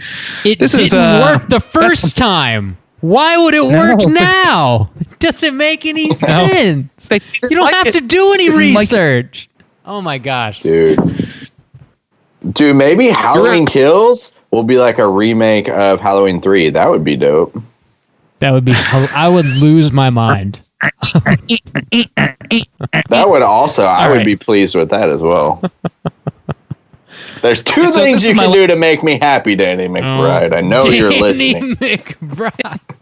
He's even attached to these ones? Co-writer. Yeah, co-writer. See? He's still attached? Okay. All right, yeah. All right, Daniel. Can't wait for the Bon Me conversation that makes Justin shit his pants in anger. Righteous anger. Busta McBride. Talk about quinoa. How do you like that? You like the quinoa conversation? I like to put a little Busta Rhymes is going to show up and talk about quinoa. Here's what we need to make the next movie good. We need a rat that's bitten in half to move. But still alive. Yes. And we need a Halloween 3 remake, and we need Michael Myers slowly descending. So you both want it to be Michael Myers descending like in every other Halloween movie, and no Michael Myers. That's the winning formula. You gotta have it and not have it. That's like hitting the side of a barn. How are they going to miss? It couldn't possibly. What if they have a rat meat banh mi sandwich? Would that be allowable? Probably. Ooh. Yeah. Okay. Yeah. Good. That would be entertaining. What if they have blood kombucha? All right. So this is our last piece of trivia, and it's just kind of interest to anyone who does like the Halloween 4, 5, and 6 timeline. Producers considered Danielle Harris, who played Jamie Lloyd in Halloween 4 and 5, for a role in Halloween Resurrection, and she wound up in Halloween Rob Zombie remake, which I liked. I always liked her entries into the series pretty well. They're not like the greatest movies of all time for me, but I did enjoy them a lot as a kid. Certainly more than the fucking Rob Zombie movie, but I was always happy that he put her in there and she got to do her thing a little bit more with Halloween. I like Danielle Harris's shit. All right. So that's it, really. Like, there's some other stuff, but not. We kind of covered all the people that hate this movie and shit. So yeah, we're good. Yeah. All right. I think we should probably go hunting real quick. Let's hunt them. Talk about hunt them down. Talking about Cooters of the Week. Ooh. What do you? I don't know. Do you guys have any front runners? Any Cooter front runners for this movie? Randy likes the panty John sniffer. Panty sniffer. Yeah. Well, I don't. once Jon Snow started like speaking a lot, that was pretty much it for him, because he's doing this like weird like moody teen thing, and it's the dress and the outfit and everything, and then he's just trying to bang everybody. Yeah. And like what did he He's said a to that music redheaded woman who major, desperately wanted? What a loser. He said something like oh, I like your legs, when do they open? And it's like, oh my yeah, he did. God, how many fucking bars did you have to go to hear dickheads say what time do they open? Yeah. Time do they open? Yeah, and it's like, oh my God, where's the joke book in this guy's back pocket? This is bullshit. So I just like that bullshit just rubbed me raw a little bit. And then there's Gap Sweater, who was just caressing people. And then there was Kid. The only like dudes in this I guess in this movie that are like halfway decent, or like at least not cooters in the traditional sense, are the chef guy who's just obsessed with food, and then I guess Freddy, aka Busta Rhymes. I don't know. Like I'm sure there's some points to be made about that, because he's fucking insane in this movie. I guess like the cyber guy, except for the fact that he's lying to a woman. Oh yeah. He's catfishing a woman. I always forget about that guy, because he's so fucking. He never interacts in person with anybody in the movie. They never. You know what? They never like, even run resolve up to that. House. Like they never even like, oh, I'm the one who saved you, or like they meet or anything. He's just catfishing a woman. Yeah. And he's the savior. Yeah. Well, that's how the internet works. That's called cyber dating, bro. Dude, get on it. It's what great. a weird movie this is. Yeah, I'd go Jon Snow. Jon Snow, let's see, he's manipulative. He's a sexual deviant. And his attire's got a little cooter to it, I would say. Not a lot, but yeah. He's got like real greasy hair, doesn't he? He's got like a little greasy perm kind of thing going, doesn't he? He's got like a little like Hyde from 70s show hair going. Yeah. Yeah. Is he smug arrogance? A little bit. Yeah. Yeah. So yeah, he hits enough. He's the one that gives a little monologue about how like he's a force of evil or all this shit, and it just comes off so dumb. Oh yeah, that's right. Oh my God. Yeah, this dude's the cooter. Yeah. I like him as the cooter. Yeah. But there were some solid, what's up with that dude just coming in and sniffing panties? That was weird. Like even it makes me like question the filmmaker. Like what? What is that? They needed somebody to walk in for like 12 seconds and talk about why Michael Myers is scary. That dude looked like a McBoyle. They made him some panties, of course, that are just hanging there. By the way, who hangs up their panties? You gotta let them air dry. You gotta air them out, man. I guess. Come on. I guess so. By your front if door. anybody can tell me about all of the panties you have stored right by your front door, just let me know if that's a thing that people do. Yeah. Yeah. That's where I keep mine. So yeah, sounds like we're all Jon Snow pretty much in agreement. Yeah. Jon Snow character. Let's jump into a little bit of horror news. These people don't even have names. I legit can't tell you anybody's name. Decker, whatever.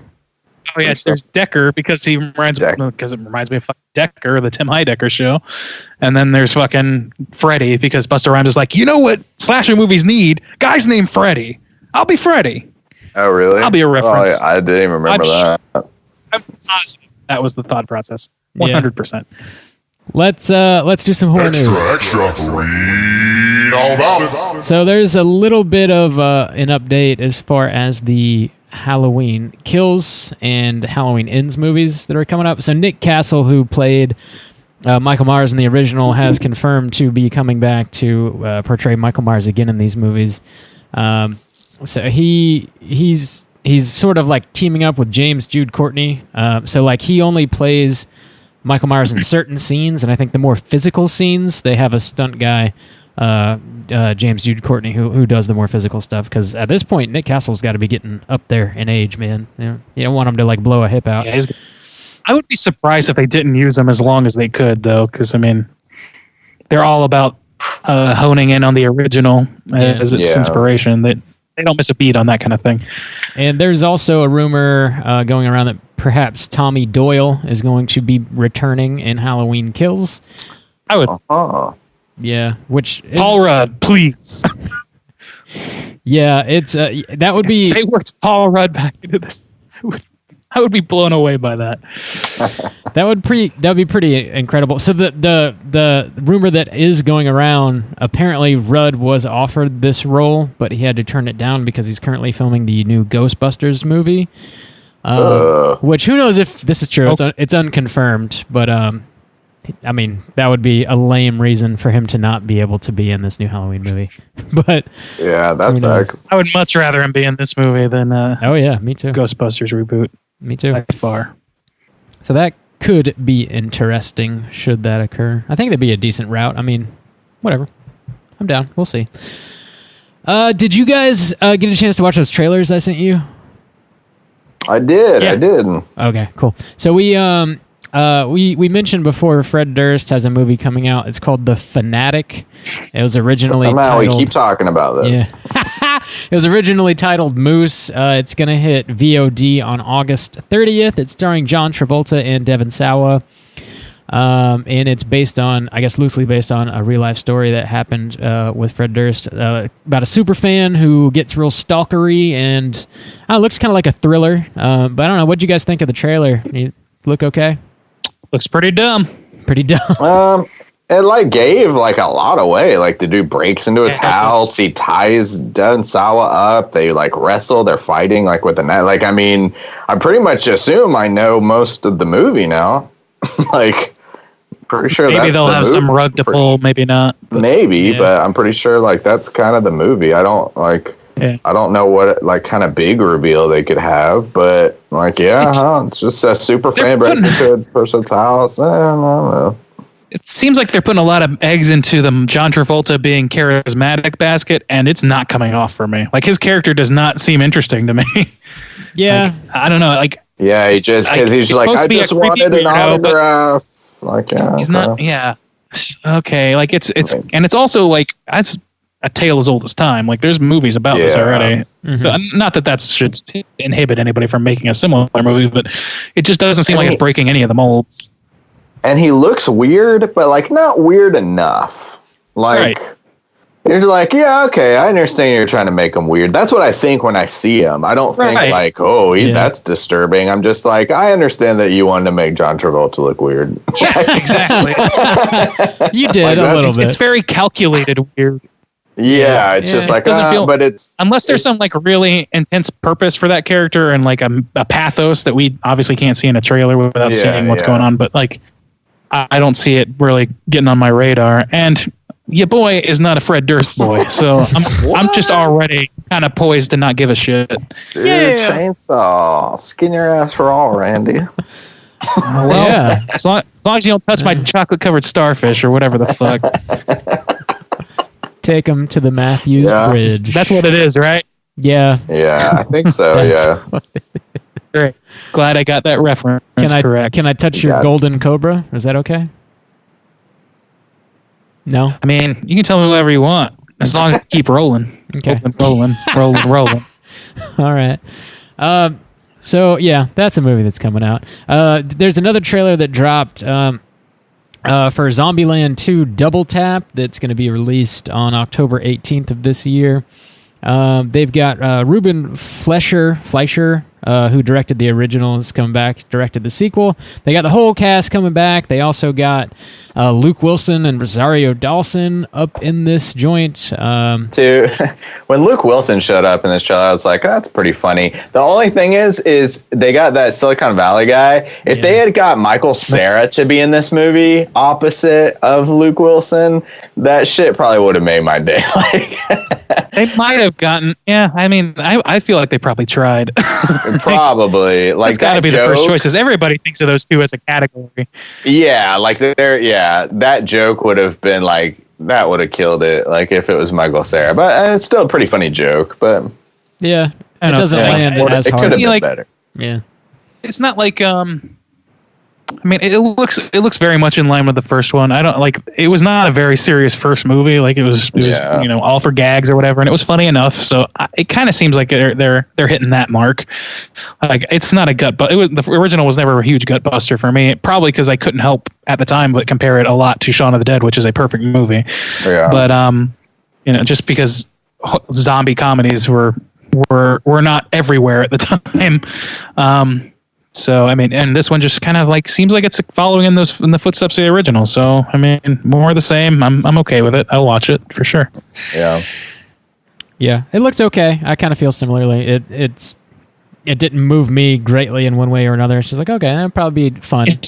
Have some it jokes. looks on par. It's not a sequel that I'm clamoring for. Yeah. Yeah, it's been so long that it's like, yeah, I mean, it looks on par, but again, I don't care enough about the series to be very excited. So it's like, I know, didn't they have like a TV show at one point that like got like 2 episodes or some shit? I don't know. I think they might have shot a pilot, but then it didn't go past that. Really? I thought it was on like Hulu or some shit. Oh, I don't know. But it like quickly. There's like Z Nation was a movie or a show that was like a comedy zombie thing. I think. Pretty sure this had a show. I'll have to look into it. Yeah, they at least. Actually, I probably won't. Cool. Thanks, man. I know they at least shot like a pilot, but didn't go further. Yeah. Actually, I probably won't. Actually, I will now just because I want to be right. Oh, okay. That's nothing more motivating than that. Uh-huh. Not for me. Cool. So yeah, that's coming out in October. Yeah, I'll check it out. I'm sure we might be talking about it. We'll see. That's pretty much all I had for news. We do have a few voicemails this week we got to get to. So we had a couple from last week that we were unable to air due to technical difficulties, and then we got one new one this week. So let's go ahead and work through those. The first one we've got here is from Jim. So let's go ahead and see what Jim has to say. Here we go. I know when a hotline scream, it can only mean one thing. I know when a hotline scream, Bob, Juice, and Andy, and sometimes old bitch are listening. Ever since you left the country, Juice. Some bumper material for you guys, if needed. You're welcome. What's up, boys? It's Jim G, baby. Just got a new one today, G-string, if you like. Fuck y'all for hating on the Frighteners. It's bullshit, but it's alright. We're homies. Hard with us. Hashtag hard with us. So I'll let it slide. It's okay to be wrong. Innkeepers, loved the episode. Oh wait, go back to Midsummer. Having Drew and old Bish on was fucking awesome. Yeah, that was dope. Innkeepers. Glad you guys liked it, and it was funny because Randy, the way you talked about it was funny to me because by the end you were like, yeah, I fucking liked it. It was like a solid movie and shit, but I didn't get that impression. I was like, oh man, what's he gonna rate it? So I'm glad that you enjoyed it, and I'm also glad that you shared that dope piece of trivia. I was hoping that you would get to that about how the place is really haunted. And I think it totally adds to fucking the creepy factor. That fucking Madeline ghost fucking scares the shit out of me every time. When it pops up in the bed, and at the end, I'm like, oh shit! Gets me every time. So, in closing, I want to pose this. What is the freakiest, like, oh shit, this fucking scared the shit out of me moment in any horror film for you guys? Yeah, here's to creepy season, Halloween season coming up, and keep chilling, boys. Later.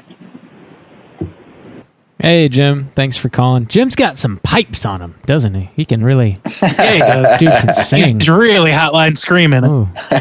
Ever since you left the country, juice. Ooh. I appreciate it.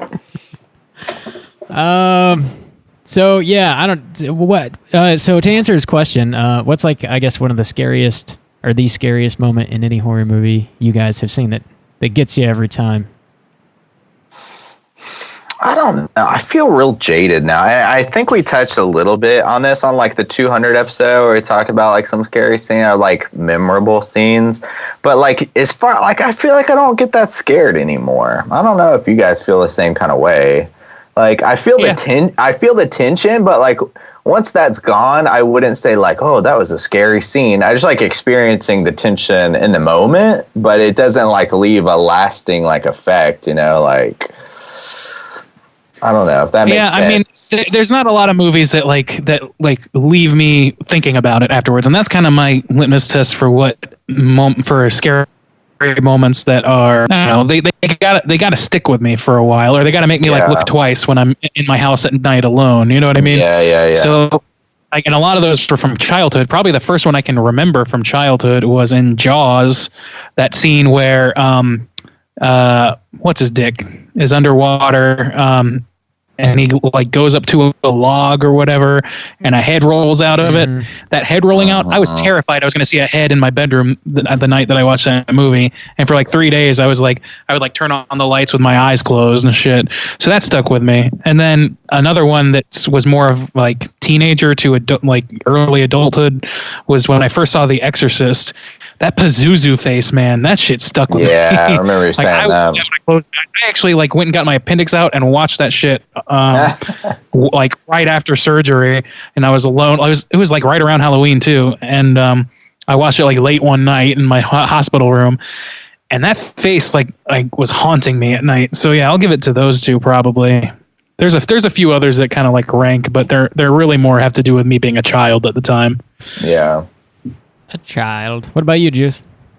I guess I would have to like go to the same. Like, what kept me up at night as a kid? One thing that like I specifically remember having like these like visuals of like seeing like is I guess like the secret door from like, you know, when like Leatherface just busts out of his secret door and it's like no big thing, he just like busts out of it.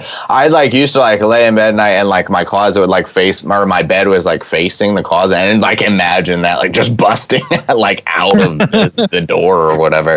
Cool, so maybe style. All right. Yeah, kind of. Yeah, because that I like the way they do it is just like bust out, fucking hammers a bitch and just drags them away. Like, you know, it just, so that's kind of scary. But again, I can't think of anything. The only thing I was thinking of, it's not, you see, I just think it's a really good, effective scene of like Hereditary when the mom is like banging her head against the attic door, and you're like, oh shit, like, and then she's in the attic and she's like sawing her head off, like that shit, like that's a good scene. It like, did it scare me? Probably. It made me say like, oh shit, like it made me go like, holy shit, like, you know, it affected me. So yeah, something like that, I guess, for a more modern day film.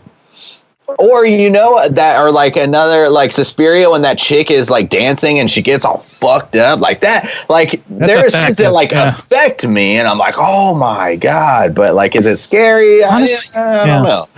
The scariest thing is still like the cheapest thing, like, which is jump scares. You know, like that. I'm a total mark for a jump scare, especially if like somebody jumps out at me like in real life. Like it runs in the family that all you got to do is say my name when I don't realize you're behind me, and I'll go Like it's not hard to do that, but like it feels weird to even praise that because that's everywhere. There's no like nobody like specific tailored that technique in one movie. It just kind of exists. It's just kind of like human nature to be startled at things. Being startled and being scared are not the same. Yeah, I agree. That jump scare that's in The Conjuring 2 where the little girl is watching TV and the old man pops out from behind of it and says like, get out of my house or whatever. That scares the fuck out of me every time. It gets me. Yeah. That and like people being stuck in closed, small, tight spaces freaks me out pretty hard. That's like a consistent thing that bothers me. And then of course that fucking tooth man is just like terrifying. I fucking hate it. Yeah, I fucking hate it. Every time. Yeah, those are definitely my big ones. But yeah, sorry G Baby, the Frighteners, not so good, but Innkeepers, yeah, pretty solid. Pretty solid. I'm glad I didn't let you down because like it is a movie I like. I just kind of focused on the negatives because it really struck me having seen it the first time and liked it a little bit more. So anyway, since you left the country, so let's go ahead and check out our next voicemail. We got a voicemail from Steve. Scuba Steve, damn you. Let's go ahead and see what Steve has to say. Here we go. What's up, guys? This is Steve from New Jersey. I just wanted to leave a quick message on Midsummer, Midsommar, however fancy we're feeling. Wow. Okay. So my friend texted me and said, "Have you seen this movie yet?" I said, "No, but I'm going in a half an hour." So he says, "All right, text me when you get to the scene." I'm like, "What the hell are you talking about?" So fine, I go sit in the movie. I don't know what to say. I'm fucking speechless. So the movie ends, and I stand up and I just look at the people in the row behind me, and I just said, "Wow," and I laughed, and then I walked out. I don't know what to say. I don't know what to feel. It's unlike anything I've ever seen before. I kind of wish I was like a film snob like you guys. I mean that in a complimentary way, so I could appreciate what I'm looking at. You know, I'm not smart enough to say, "Look how this shot is crafted. Wow, look how they put this together. Look at the meaning and the subtext." I don't get any of that stuff. I just see a weird movie. But anyway, the scene comes, and so the theater's been pretty quiet. It's not very full. There's maybe 20 people, and the scene, I don't have to tell you guys, it comes on, and the part where the one lady starts singing and screaming in this poor guy's face as he's being milked to impregnate this redhead chick. The look on his face, I don't know if he really got fucked up for the role or if the guy's just the best actor on earth, but my God, this poor guy, this poor motherfucker. I started cracking up. And then I think the rest of the theater looked at me laughing and said, "Oh, well, I guess it's okay to laugh." And then everybody else started cracking up. And for 2 minutes, the entire theater was just laughing uncontrollably at these string of naked women swaying and chanting and humping, you know, in unison with this poor guy. The look of confusion and terror. And then she's like, finish. And I'm like, "Don't do it. You're going to die when you finish." Wow. I laughed my ass off. I don't know what to think. So, but the whole time I was two thoughts in my head. A, what the fuck am I watching? And B, it's okay. I don't have to understand it because I know that the straight chilling guys are going to make it all clear. They'll explain it all. So it's nice to know that even though I don't get it, I can fall back on you guys. So love the show. Keep it up. One of you guys mentioned, well, we're coming up on time. I'd love to talk about it more. We'll fucking talk about it more, right? It's your podcast. Go longer. Who cares? I'd listen to a longer podcast. I'd love to listen to you guys talk about this movie more. But, hey, Steve, guess I wasn't as succinct as I thought, and I got cut off by the timer. That's okay. I was done. Just wanted to let you guys know. Love the show. Keep it up. That's all I had. All right. Take care. Bye. Hey, Steve. Thanks for calling, man. It's good to hear from you. There's a lot in there to unpack. I don't know that we're even like knowledgeable enough to be considered film snobs, really. I think that gives us too much credit. I don't even think we got an imposter syndrome over here. So we got a what? You confuse snobbery with just cranky old man. Yeah. Right. Yeah.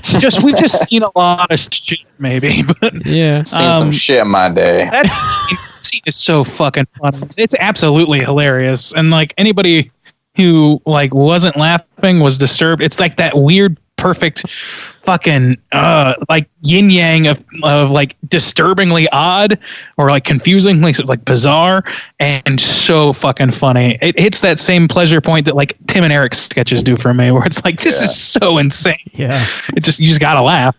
I think it's funny like that, like the relief of feeling like the permission to laugh at that scene, you know, like people watching it being like, what the fuck? And like being like, oh, we can laugh. Ha ha ha. You know, like you can kind of, in our theater, like it was pretty slim too, like when we watched it and like everybody was just cracking up, but it was like a collective, like you could feel that kind of feeling. Yeah. Like, oh, let's all laugh together.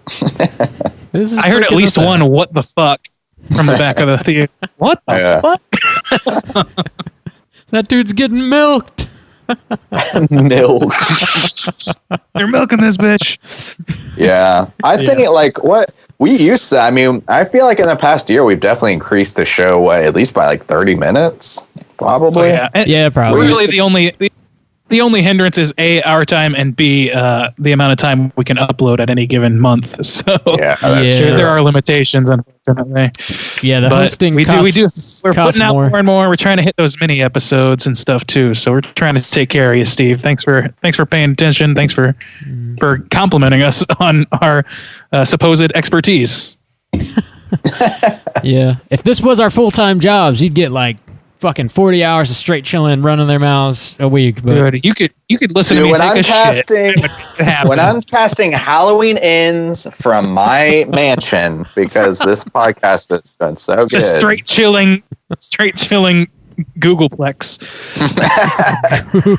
Like campus. That'd be dope, dude.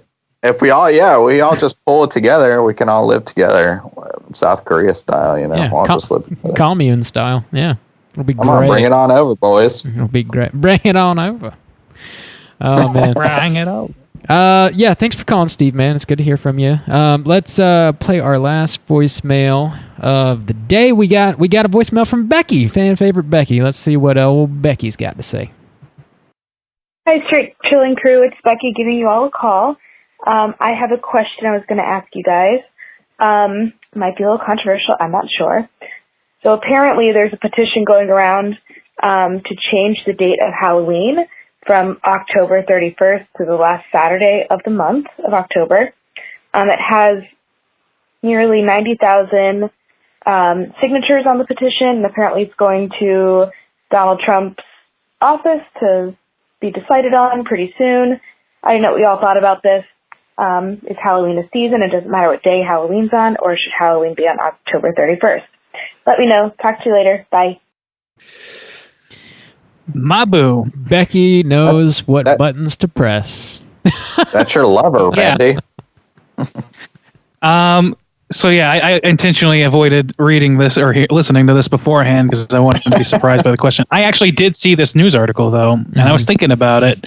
I really don't know. Like, does it matter? Like, it matters exclusively to families and children, and I think that from that perspective, I could see an argument being made. But this is not a family and children only holiday. Like, this is a holiday that all kinds of people embrace as adults. And people tend to do stuff on the weekend anyway because they're adults, especially when they are adults. They get to they have to, and they do party whenever is possible. But it's a season. Like, I don't see why you would change it. From where I'm sitting, it doesn't make sense to change it, but I don't know.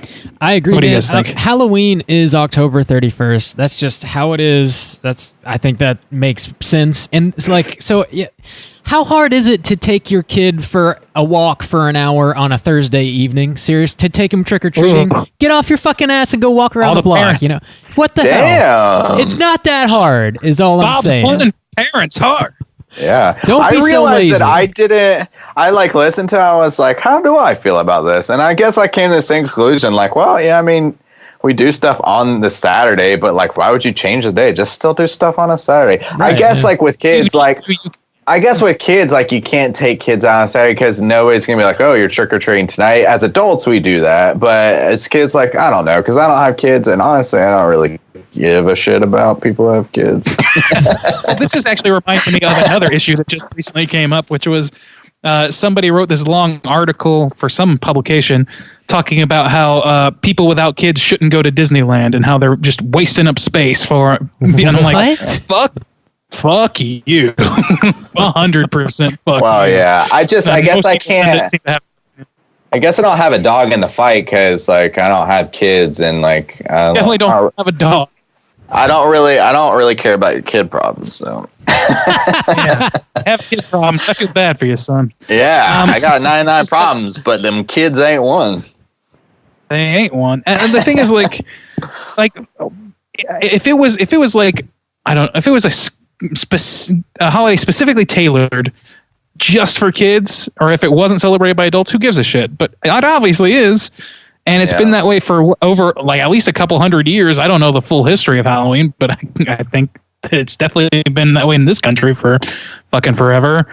I mean, it's not a very compelling reason to change it, just to convenience like parents who don't want to go for a walk one night. I wouldn't be as mad as Bob, I don't think, if they did change it's it. just But that's like, such a I don't dumb know. reason. It's such a dumb It's reason. kind of dumb. It doesn't actually either. If they decided to do that, it really wouldn't change my behavior at all. Me either. The only That's thing the that would thing. change is I just when I like- purchase candy. Man, Maybe. Halloween is October 31st. That's just all there is to it. Get off Bob's lawn. Yeah, seriously. Well, if you're on Bob's lawn, you're not getting candy. That's for fucking sure. Not if it's not We got October 31st. That's for fucking sure. If you knock on my We door on are- the 28th, I'm telling you to leave. You get Yeah. out. You come We're back. getting off. Get off my property. We're getting off Bob's lawn, and we're getting way down in the hole now. Oh, yeah. It's time for public shaming.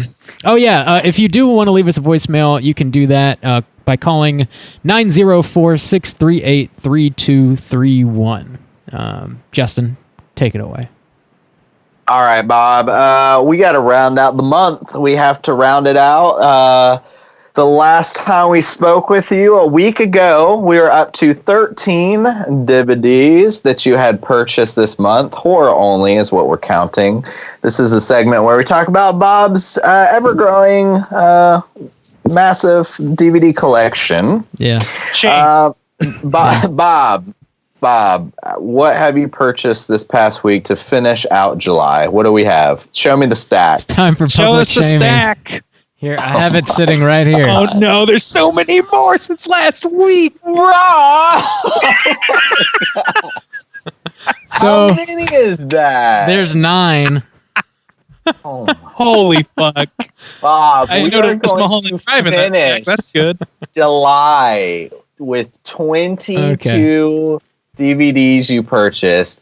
One time, last month you had, Vinegar Syndrome or somebody had a half off sale. Yeah. Sale. And then you were like, Amazon Prime, and you got up to 13. Why did you buy 9 DVDs this week? Okay, so actually, who had a sale? So several of these are not horror movies. I'll go through them and y'all can figure it out what you want to count, what you don't want to count. So one of these movies I got for 50 cents. First off, also I got a couple more Criterions because they're still half Barnes off and Noble at sale. Barnes and Noble. Okay. Yeah. And also there's like a ton of stuff that's on sale on Amazon still. Okay. Yeah. So I All got right. Bob, go through the plenty list. more to What'd come you next get? week. Yeah, so I got Dune, which I don't think would be considered a horror movie. Okay. I'm working through I would- David Lynch.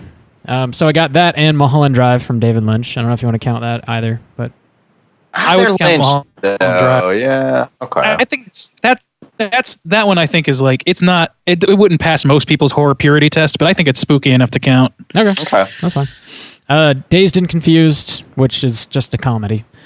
I got Last House on the Left, which I'd never seen before. It's like Just a comedy. Wes Craven's first movie. I'm curious about it. Yeah. I got Ninja 3, which I haven't seen, but I don't think it's a horror movie. I don't know. Genre. Yeah, it's definitely it's supposed to be kind of like a genre mashup of like I guess it is. I read somewhere that it's also got some sort of like an exorcism scene, so maybe like loosely in one Okay. scene it's kind of spooky. We're counting it. Humanoids from the Deep, which is Yeah. definitely a horror movie. Roger Corman. Which is a rom-com, of course. Weird Science, which is just an 80s comedy. Wouldn't count that. I got the Blade trilogy for super cheap, which is definitely horror. And then I got the one that I got for 50 cents is Nicolas Cage, The Wicker Man. The good one. Oh, man. Come with the bees. It came Dude, with did bees. you watch the punch the bitch out scene in Not a bear the- costume? I haven't watched it yet, but I'm excited about it. Oh, man. There should be there should just be an option for that on the main menu of that DVD. Just loop Watch it. I don't know. Nick Cage punch out a woman. Weird Science is like Frankenstein based. Can we count that? I don't know. I wouldn't. Nice. That's If screwball not, I here. think we would like land on like 19. Okay. We'll take out Dune. Yeah. We'll take out Weird Science. That's 20, Look. and then there was one more. Dazed that I you don't had and mentioned. understand why we're Yeah, Dazed and Confused. Yeah. Why do we decide to draw the line between horror and the other movies in the first place? It's To still be jet ski fair, money. It's true. That's still jet ski money, baby. That's still a chunk of jet ski that ain't in your pocket. I felt like the segment would run too long if we talked about movies that aren't it'd be a only whole horror. nother Obviously, that's podcast. what the people want.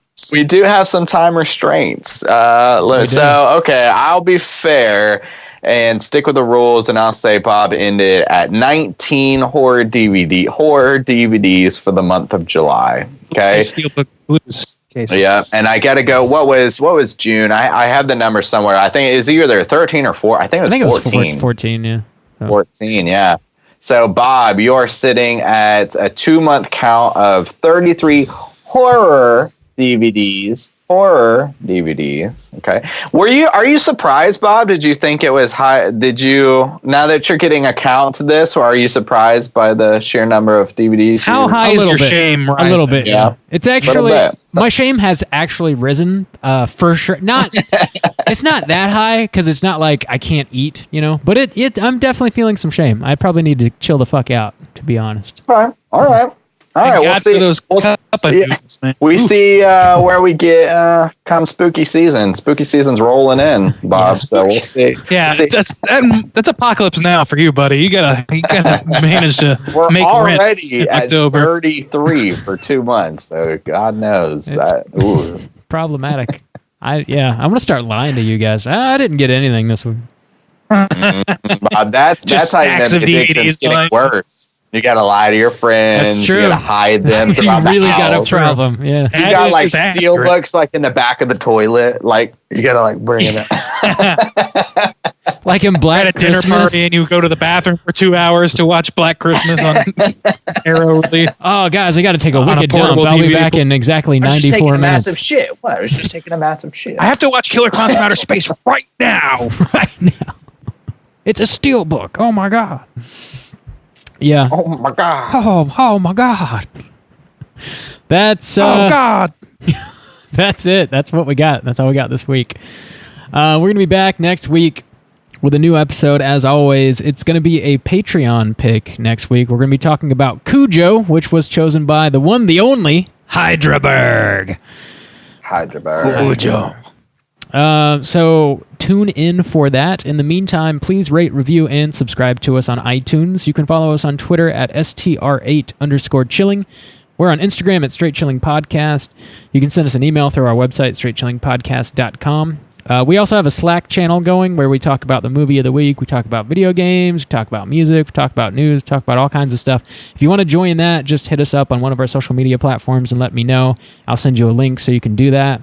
Play video games with us tomorrow, or watch us play video games on Twitch. 7 p.m. Yeah, Eastern we're gonna play Standard Time? 7 p.m. Eastern Standard Time. Yep. Yes. I think it's everything I have to show. Oh, I forgot to mention at the top of the show, if you're local and you're familiar with GAM, the Game Arts and Music Convention Party thing that happens in Jacksonville. It's going to be happening August 17th. We're going to have a table set up there. So come hang out with us, shake some hands, talk some spookiness, and I don't know, it'll be fun. It's always a good time. GAM's fun. Cool. Yay. So that's it. That's all I got. Until next week, as always, all you mother truckers, please keep chilling. Happy Halloween, motherfucker.